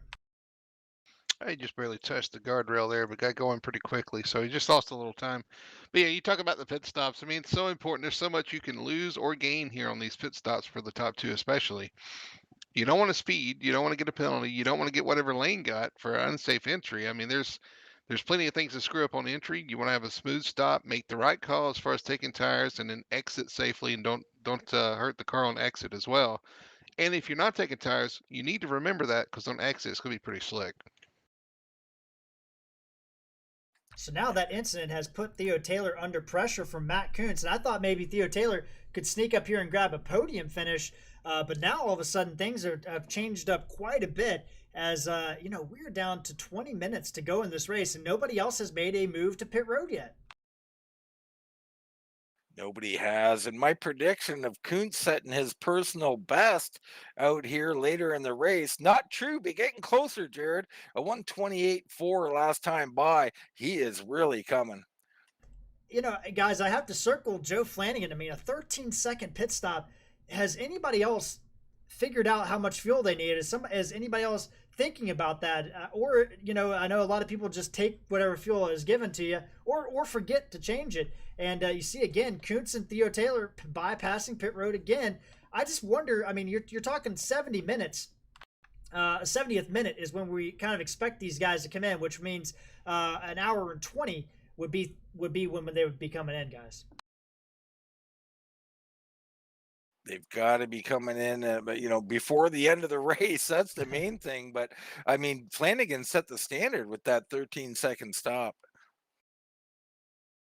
You have to wonder if those old tires, how much that's going to affect him. But we'll see how it happens. Darren Snyder in 10th place. Bergdorf is ahead of Joe Flanagan. The gap there is 14 seconds. So Joe Flanagan gained about 10 seconds just on that pit stop. He was about 24 seconds behind Bergdorf, who is only 3 seconds behind Tony Solari. That is for position. Solari has yet to pit yet. It's funny, Jerry. You look at a guy like Bergdorf, whose fastest lap of the night is a 127.9. He's consistently running in the 129s on those new tires. I just don't understand. These fresh tires should be doing something for him, but they're really not. Well, fuel level, I think, has a lot to do with that too. These light cars, fuel means a whole lot to these cars as far as the weight you carry around this track, and it's such a high-speed track like this. That's got to play into it pretty big. Yeah, it must have something. I mean, you wouldn't think Bergdorf had too much of a fuel load, but nonetheless, not running the times that you would expect on those fresh tires. Yeah, and I think I have to wonder as well. Well, let me explain what's going on with the tires first. So Brody kind of said it, but these cars, there is a graining period. It takes them about 4 laps to kind of get the newness off the tires in order to start turning good laps. Bergdorf is past that point, but as Brody said before, there's a fuel load, and the fuel is very sensitive as we have Nick DeCesare and William Reinhardt on pit road, guys. And Reinhardt touched the grass there. I don't know if that's a problem. Let me say, too, going back to the tires for Bergdorf, again, we're still wondering. It was a quick pit stop. He may have only taken 2 tires, and if that's the case, there's where you're seeing the time difference. Yeah, 2 tires. I don't know. I wouldn't understand why you take 2 tires. I mean, it would take a long time. You take two rears and then 2 fronts. I guess you could split it up that way, and maybe there's some method to the madness. Who knows? Yeah, it'd be a weird strategy call. We'll have to find out if we have a chance to talk to Eric. But right now, Nick DeCesare and William Reinhardt both down the way. And Nick DeCesare, great pit stop, 11.63. Reinhardt, 12 flat, fellas. And also Tony Solari down the way. Yeah, DeCesare doing everything right, leading the race, having the better stop. So Reinhardt's got his work cut out for him. Wilkie's in. Josh Wilkie is in. Theo Taylor staying out, and he's got pressure now from Matt Koontz. That's a battle for 3rd place as they go across the line. Matt Koontz has caught up. Can Matt Koontz steal a podium tonight? I don't know, fellas, but he is given everything right now to try to catch up to Theo Taylor. And Solari has crashed. And he's got it going, so he just spun it. Apologies, fellas. Tony having a little problem there. It's the second time tonight. Very unfortunate for Tony. There's a little lock up into the corner there, got him off track, but got it going pretty quickly there. Yeah, one thing I can report is Wilkie beat Bergdorf out of pit road by a significant I mean, I'm thinking that Wilkie did pit, did he not? Yeah, Wilkie just came out, yeah. And so, Koontz getting around Taylor right now as we speak, as Taylor locked it up into the corner. Going through Power Horse there, and Koontz steady, Taylor locking it up, and now all of a sudden things have started to shake up as we are down to 15 minutes remaining, and the battle for the podium positions are on. But Dean, going back to your point, Wilkie, the difference is about 14 seconds, so the undercut did not pay off for Eric Bergdorf because he lost all that time. That 14-second difference is the difference on the track right now between those 2 drivers. I can't for the life of me understand what happened to Eric Bergdorf. He was in 3rd place when he pitted. He has lost 20 seconds of on the track racing. Just unbelievable. I mean, I know Wilkie's fast when he keeps it on the track, so maybe that's all we're seeing. Yeah, and that could be it. If you're about a second faster every lap. I mean, that'll definitely add up some time. But Wilkie going through his treacherous spot right now. As you see Theo Taylor duck onto pit road, Matt Koontz followed him in behind. As we were talking, Lane Allen did make his final pit stop as well, so he's been in and out. And doesn't look like he got a penalty, although he did have a 45-second pit stop, which is not going to be good for him, as well. Solari is able to leapfrog him. Yeah, he took tires on his stop as well. So Koontz was first in between Koontz and Taylor. He's first off, had a nice quick pit stop, but I don't know if he can make up 12 seconds to Joshua Wilkie. Well, the other thing, too, now Eric Bergdorf has put himself into a position to be in a battle with Theo Taylor and Matt Koontz. He is only about 6 seconds behind, or 4 seconds behind this battle right now, and Taylor actually gaining on Matt Koontz on the outlap. Well, one thing that Koontz is going to do is run long here and try to take as less, the less fuel you can take, the quicker you stop. So he's going to run as long as he can, take as little fuel as he can, hope that little bit of fuel will help him run around this track a little bit quicker. And just looking in on the pit times, and you see Bergdorf with that, what we thought was an impressive 28.3. Everybody else between 11 and 13 seconds. I mean, he just lost too much time with that pit stop. Yeah, in fact, he is the second slowest, or third slowest. Darren Snyder at 1:19. Not sure what happened with Darren. Could have had a similar penalty situation as Lane Allen. Lane Allen with a 45-second taking tires at the end of the race, which is an interesting call. And then Bergdorf, the third slowest pit stop at 28.3. And you look at these other pit times, 11.6 for Dicesare, Koontz with 11.2, Taylor at 12.9, Reinhardt 12, Wilkie 12.1. I mean, we had some quick stops in there. Yeah, the only thing I can figure with Eric is maybe the longer stop, he did take tires, but he took 2 tires, and the 2 tires maybe affected the balance of the car, because he's not, you're right, he's not running the quick times we expected with some fresh tires. Yeah, I think that might be the case. I mean, 2 tires definitely going to set off the balance of the car. That'll be something that he learns from going forward, I'm sure. Well, Nick Dicesare, folks, has inched up his gap to 5 seconds as we're down to 12 minutes to remaining here at the Red Bull Ring for race number 3. Reinhardt in second, Josh Wilkie, his teammate, in third, Koontz in fourth. He is 11 seconds back. He did gain an entire second that last lap, but I think it's just not going to be enough time. He'd have to do some really good driving to catch up to Josh Wilkie to get on the podium. He's got to do some driving, but Wilkie can help him there too, or hurt himself, help himself too. No mistakes if you're Joshua Wilkie in third place. You just need to run consistent laps here in this last 12 minutes or so, and just stay on track, run consistently, and do what you can do. Any mistake here, and that's going to put Koontz right on you. So you want to make sure no mistakes. I'm still looking for Koontz to throw down that lap at 127, Jared. I still think he can do it. Yeah, and let's see what he does here. He almost lost it coming off of turn number 10 there. And let's see what this lap is across the line. It is a 129.28. Theo Taylor behind him does a 129.4, and Wilkie ahead of him does a 129.4 as well, or 129.5. So there you go. Koontz is quicker, but it's just, 10 seconds is a lot of time to make up in 10 minutes. Yeah, not looking good for Koontz at this point. I mean, it's just too much time for him to try and make up. But the impressive guy right now is Wilkie. I mean, Wilkie's made some unforced errors tonight, but to battle back to third place here, you got to give him some credit for that. Yeah, I think he had a great race, but my driver of the race right now is Matt Koontz. I mean, we saw him at the early part of this race, guys, and he was in 10th. He was off the pace.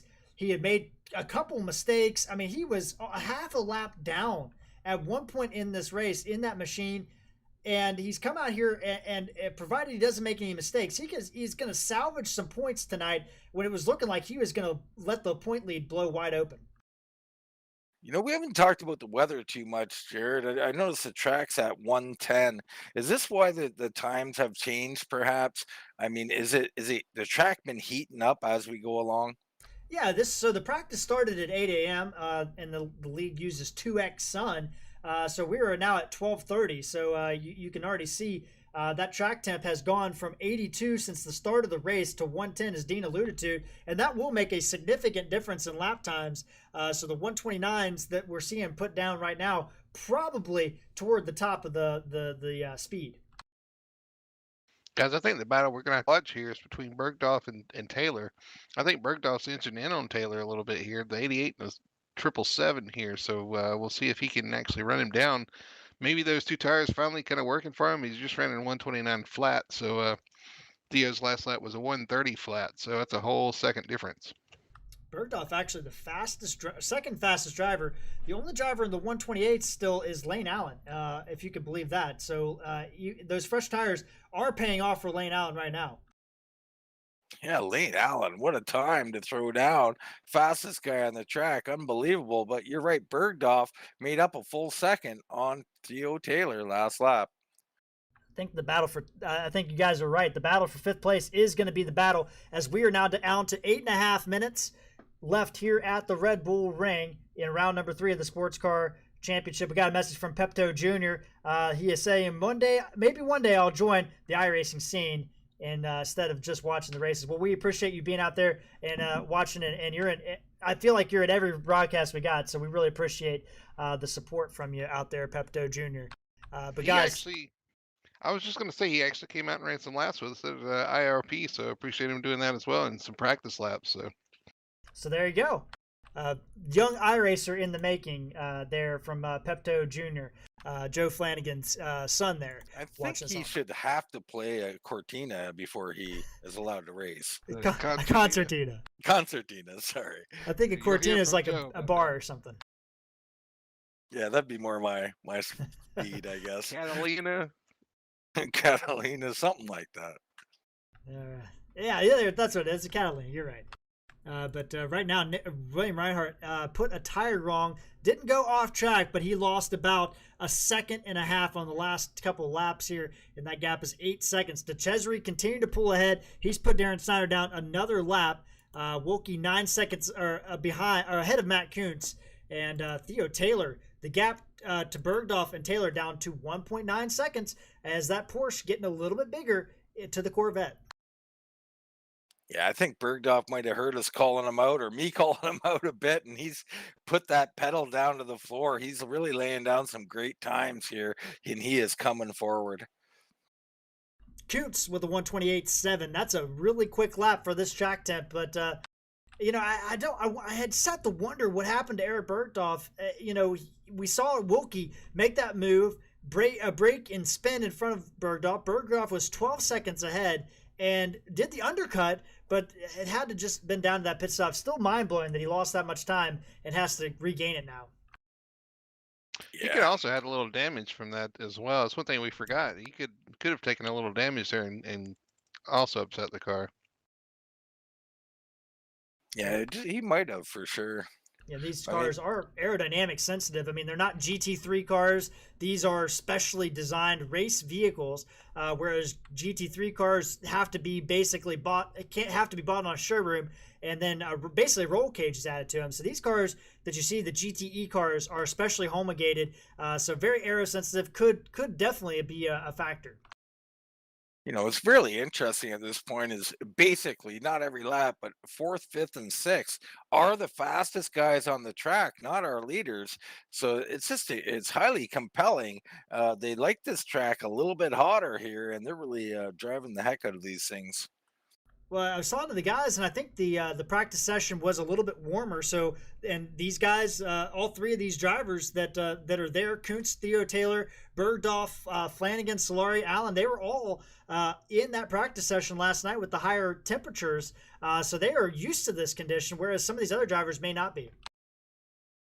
Yeah, that practice and that weather always pays off. I mean, if you get the right conditions. But one guy, Dicesare, I mean, my God, once he got around Reinhardt, he has walked out, Jared. Yeah, he's about to put Pepto Joe down a lap. That's 7th place. Tony Solari has maybe a false alarm there. It looks like he's still going. It said he crashed. Flanagan, though, trying to stay on the lead lap. He's completed every lap this year. And how much of a point of pride is that, as he's actually just going to pull over and let him go? Never mind. Never mind. I mean, I think it is a point of pride, but he's not going to try and hold him off for 4 laps. So he's too classy for that. Pepto Joe, he's been doing a great job. And, 7th place, not where he wants to be, but not all that bad for Joe. Not that bad at all. It's going to be a good points night, especially with Mike Watts out. Bergdorf only one position ahead of him, so he's going to lose a little bit of points, but not a whole lot of points there. And Darren Snyder, obviously, he is ahead of Darren Snyder and some of his other competitors, Lane Allen and Tony Solari. So still an okay points night, but he's going to lose ground on those top two drivers. Here's Nick DeCesare continues to inch out that gap. Right now, the only battle on track is Theo Taylor and Eric Bergdorf. As Theo Taylor, that gap now 0.8 of a second, and that's what we're going to focus on as the race dwindles down, guys. Yeah, Bergdorf is laying down some times, but so is Theo Taylor.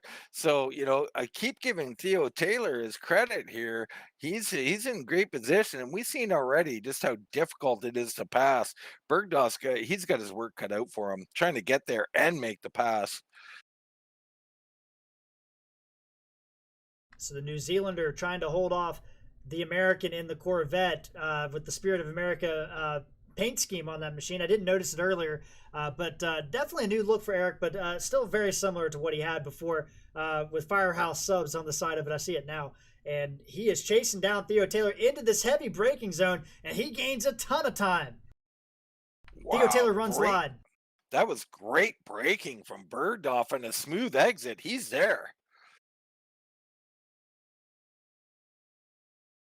We look out the back of Theo Taylor as Bergdorf has got the slipstream coming down into turn 2 in this long straightaway. And that's another great braking zone from Bergdorf, but he gets a little bit loose under power as they come through the horseshoe. But to watch the lap count, because we're at 1:30 now, so the leader should be getting a white flag. Is that the way that works, or is it checkered?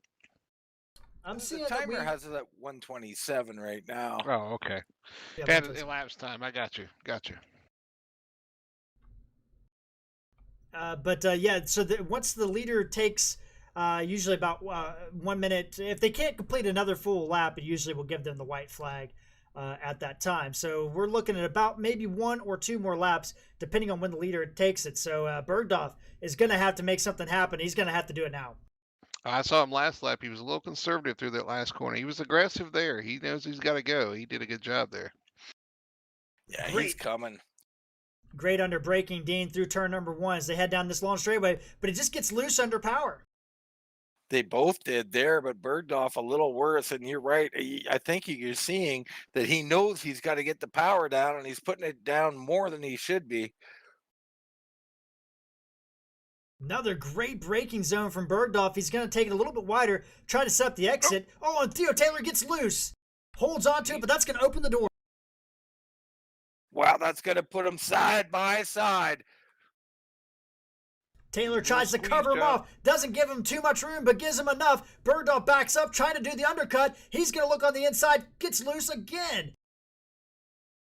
Man, oh man, just can't get it done. Like we said, tough passing, and he doesn't want to throw away what he's got. I respect that too, but I think he can get this done here. He's got 1 more lap, perhaps, to get it done.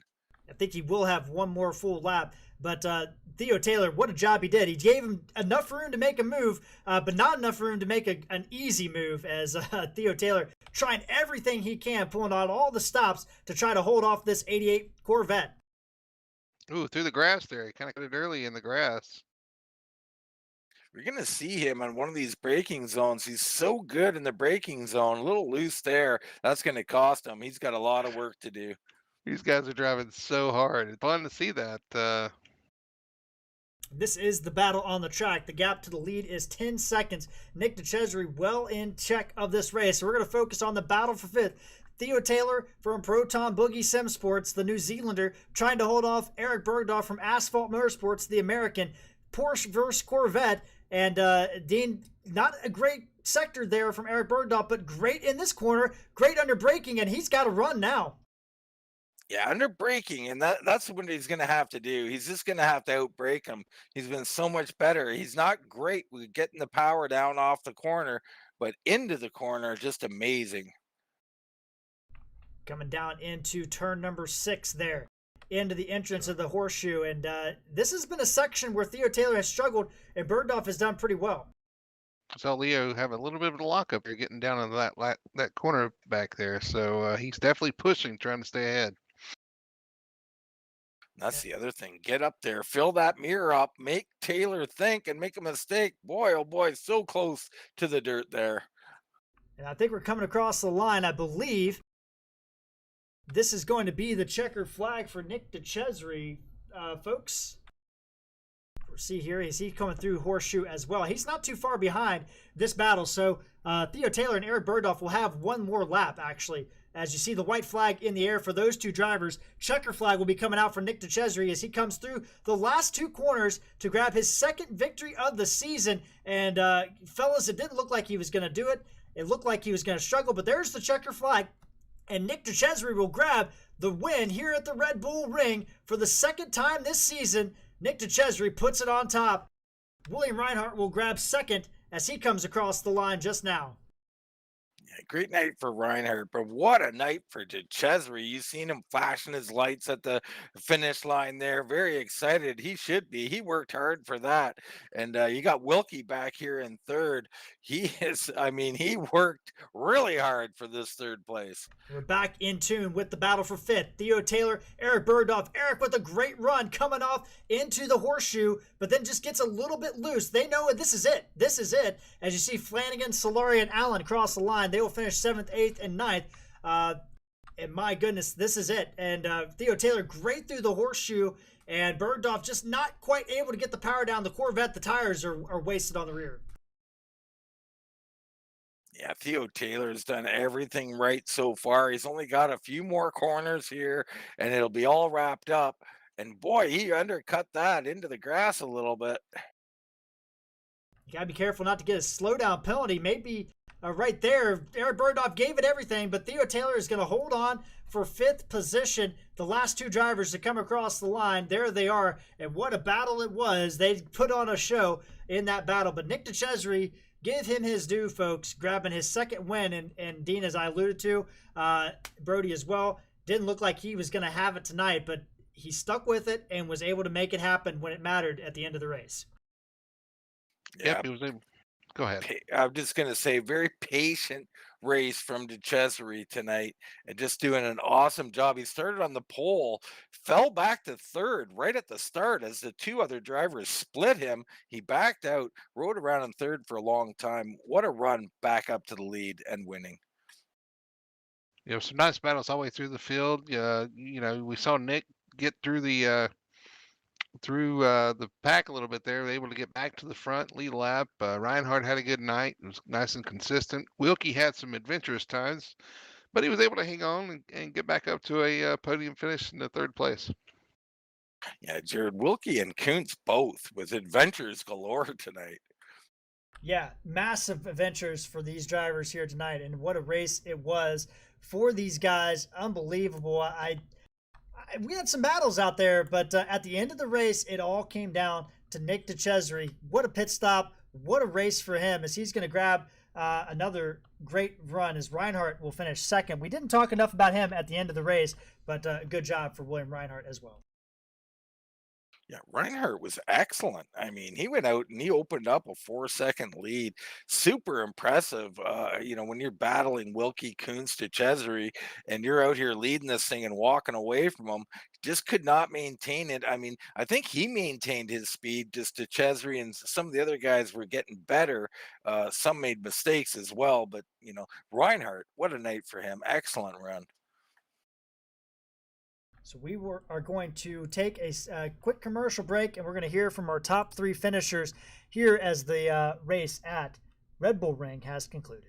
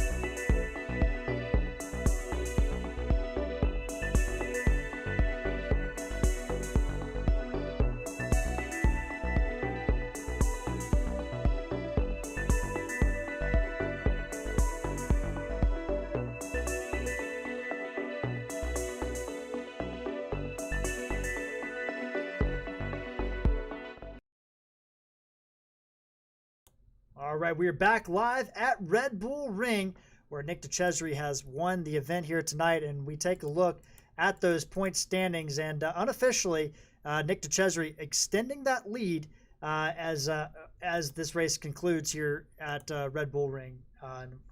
There it goes. Sorry about that, guys. It was taking a little second to load there, and now it's. We'll get the points up there in a second, Dean. But what a race it was. Yeah, it was. And DeCesare took advantage of some problems from Koontz and Wilkie. Koontz in particular, starting at the back of the field, really slow early on. We knew he would speed up as it went along. He did that, managed to get back to fourth, but DeCesare with the big points night, and Reinhardt as well, making up some huge points. There we go. There's the points as the race goes on. Coming into the race there, Nick DeCesare gets a 10-point lead from being tied last week, so he is going to increase that point gap. Joe Flanagan still in third place in the points. And we will hear from our finishers here as we are going to bring in Mr. Josh Wilkie.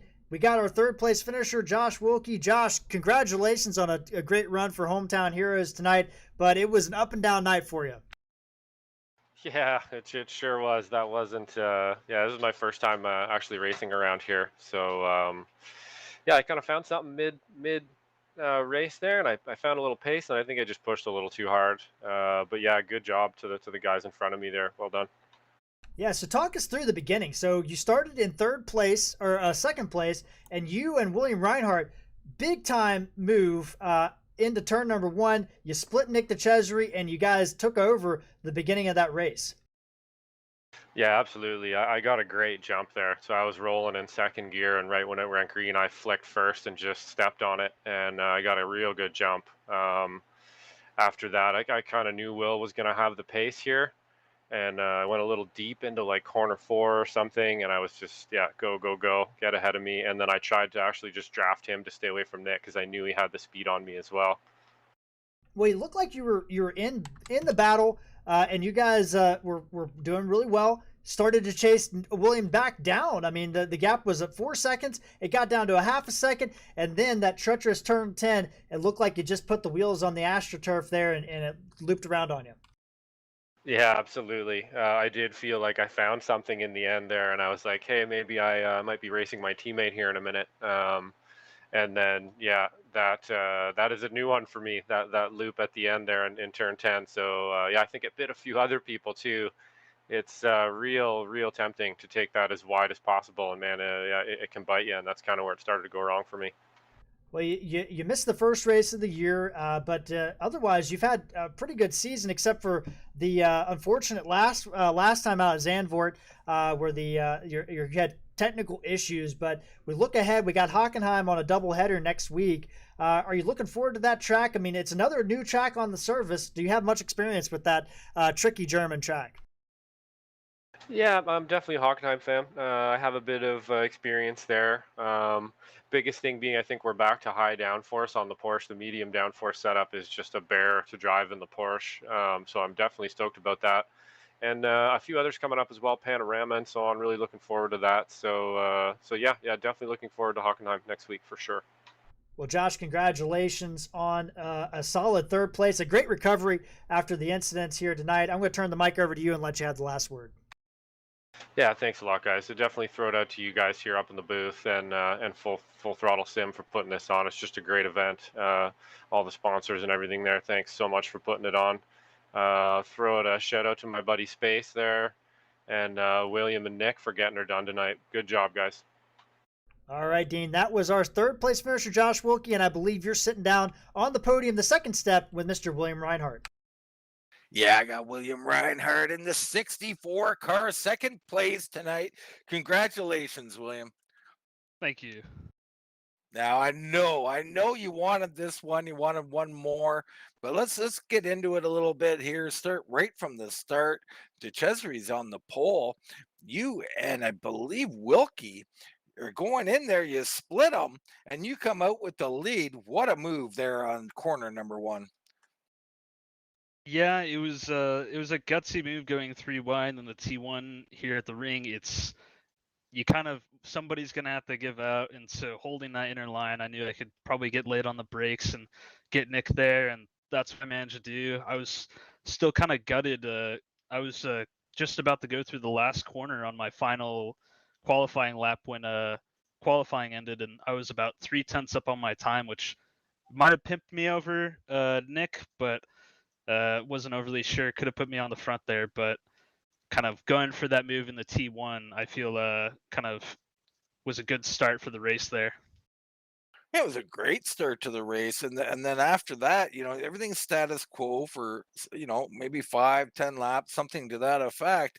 But then you start to walk away. You open up a 4-second lead. Your confidence got to be building. You got to be thinking, "Man, I'm better than these guys. I'm gonna walk away here a bit." Yeah, I was I was kind of going back and forth with Josh, and Josh was just kind of doing his best to kind of keep Nick behind him for a bit, and I was just trying to open that gap there. I kind of knew if I could open up a gap, I'd have a little bit more room to kind of do what I needed to and kind of just get around the circuit a little bit more efficiently. So as the race went along, William, we seen Chesney start to catch back up there, and he's starting to put the heat on you. Now I started to wonder, was it track temp? Did that have something to do with it? It was starting to get a little warmer out there, track up well over 100 degrees. Was the car starting to go away just a little bit on you? I wasn't having too much of an issue with the tires or anything like that. My main issue was I had been taking too much of the sausage curbs out of a bit out of the T1 and then into the last turn. And I went in for my first stop with right about 50 seconds worth of optionals for floor damage, and so it was really killing me on the straights. I just couldn't get the speed I wanted to get up to. Right. And that's we kind of seen a little bit of that as we go on. But you did an excellent job all night, clean, a effective race here. You're going to come home in second place. I think you're going to move up to about 6 in points there, or move up a bunch of spots. It was a great points night and a great race, William. And I just want to congratulate you on a second place finish tonight and a fabulous run. Thank you, Dean. And if you got anybody you want to thank, any shout outs you want to give, now's the time. Yeah, I'll give a shout out to Josh, my teammate. He was really out there kind of helping me along all night. Sadly, stuff didn't go his way, but still managed to get up on the podium tonight. Hopefully, Hockenheim can be better for us. And then I want to do a shout out to my grandparents that I know that are watching this, as well as my parents. Awesome stuff. All right, Jared, that's our second place finisher, the 64, William Reinhardt. And I'm down here on the top step of the podium with Nick Dicesare for the second time this season. You get the win. Congratulations, Nick. Thanks, guys. It's good to see you guys again. How about that race? It was an amazing race. Let's start at the beginning. That's where the best place to start. You're on the pole, but William Reinhardt and Josh Wilkie managed to get the jump on you. Yeah, Josh blew my doors off. I forgot that I was allowed to go before the green, and then I also went after the green, which didn't help. And then I saw Will pull the inside, and I just backed out. I didn't want to do a 3-wide deal in the first corner. And then you're in second or third place most of that run. You're on the back of Wilkie. Looked like you were just kind of trying to just stalking him a little bit. And then Wilkie makes a mistake. You're able to get around him, and then the pit stops come. Yeah, Josh and I were basically matching times over every lap, and the best place to pass is to get a good run on the last corner and try and just get on the inside for turn one, but he was too good in the last corner. I couldn't do that, and I was trying to I think I got next to him a few times, but the cars are so close, it's tough to make that pass. And then he made a little mistake, and we went on to the pit stop. Yeah, so you had a great pit stop. And then you're chasing down William Reinhardt, and you made a big move on him right there, right at the right coming out of the pits there. Take us through the battle between you and Reinhardt, because that went on for a few laps, and both of you made some great moves and some great racing through the horseshoe section. It was tight, yeah. I think I maybe was just a bit faster than him, but not enough to make, an easy move. And I had to work for it. We were, chopping the gap down a little bit at a time. Finally got to him. Then you can really start, changing lanes behind him, trying to make him think. And I got a better exit out of one of the corners, and I was able to get next to him. He hung around the outside, which was I'm sure it looked amazing. And then I think he thought better of trying to stick it on the inside again, which was very kind. And I just tried to drive away from there. It was an excellent battle. It was exciting to watch, and we know how hard you've been involved in some great battles at every track this year, and you come out on top twice. Nick, congratulations on the victory tonight. But next week, because of the rescheduling, we're heading straight down the road to Hockenheim, about 120 miles. Are you ready for Hockenheim Ring? It's also a new track. I put a few laps, not a ton. I like the track, and I play in old F1 games, but obviously this isn't an F1 car. But I'd say I'm looking forward to it. I like racing with these guys, and it's a pretty fast track. I think we'll be able to put on a good show for everybody. We're excited, Nick, but congratulations again, picking up your second win, extending your point lead to 10 points over Matt Koontz. I'm going to turn the mic over to you and let you have the last word here tonight. Yeah, I just want to say thanks to the team. Thanks teammate for practicing with me over the week. Definitely paid off. Thanks to Ford EcoBoost Power. We had a lot of it on the straightaway. I'm glad it came down to 2 Fords. And thanks to you guys for broadcasting, and I'll see everybody next week. All right, Dean, there you have it. That's Nick Dicesare grabbing his second win of the year in 3 races. Already a third of the way through the season, but now we go to Hockenheim Ring next week, and that'll be another unique challenge. Definitely unique challenge, newer track. These guys who get out there and get some laps under their belt in the time, short turnaround this time. We're going right at it next week. So, whoever hits that practice and gets out there turning laps, Jared, could have big opportunities. Yeah, and that will be our second to last European track of the year. We'll head to Hockenheim Ring in the rescheduled event that was supposed to be a couple weeks ago, but was rescheduled due to some changes on other schedules. And Hockenheim Ring will be next week. And then we'll head to Le Mans to do the 90 minutes at the 24-hour Le Mans track. That'll be fun. And then we're back into the States, into Canada at the Montreal circuit. So action-packed schedule all coming up here on Full Throttle TV. You don't want to miss it. We got action on Monday night from these guys. Full Throttle Sim Racing will have their Dark Matter Designs Cup Series on Monday night. Those guys are going to be taking on the historic North Wilkesboro Speedway on Monday night. Check that action out live at 9 p.m. And then on Tuesday night, we're going to have the Kickin' Asphalt Racing League. And with the next-gen cars, it's going to be excellent to see what those races are going to do. That's their throwback night. So if you like some classic paints on some modern cars, you don't want to miss that. And we'll have all the coverage again at 9 p.m. Eastern Time. But thanks so much for watching. That's going to do it for us for the SimRacingPoints.com Sports Car Challenge. For Red Bull Ring, for Dean Doucette, I'm Jared Carr. We will see you guys out on the track.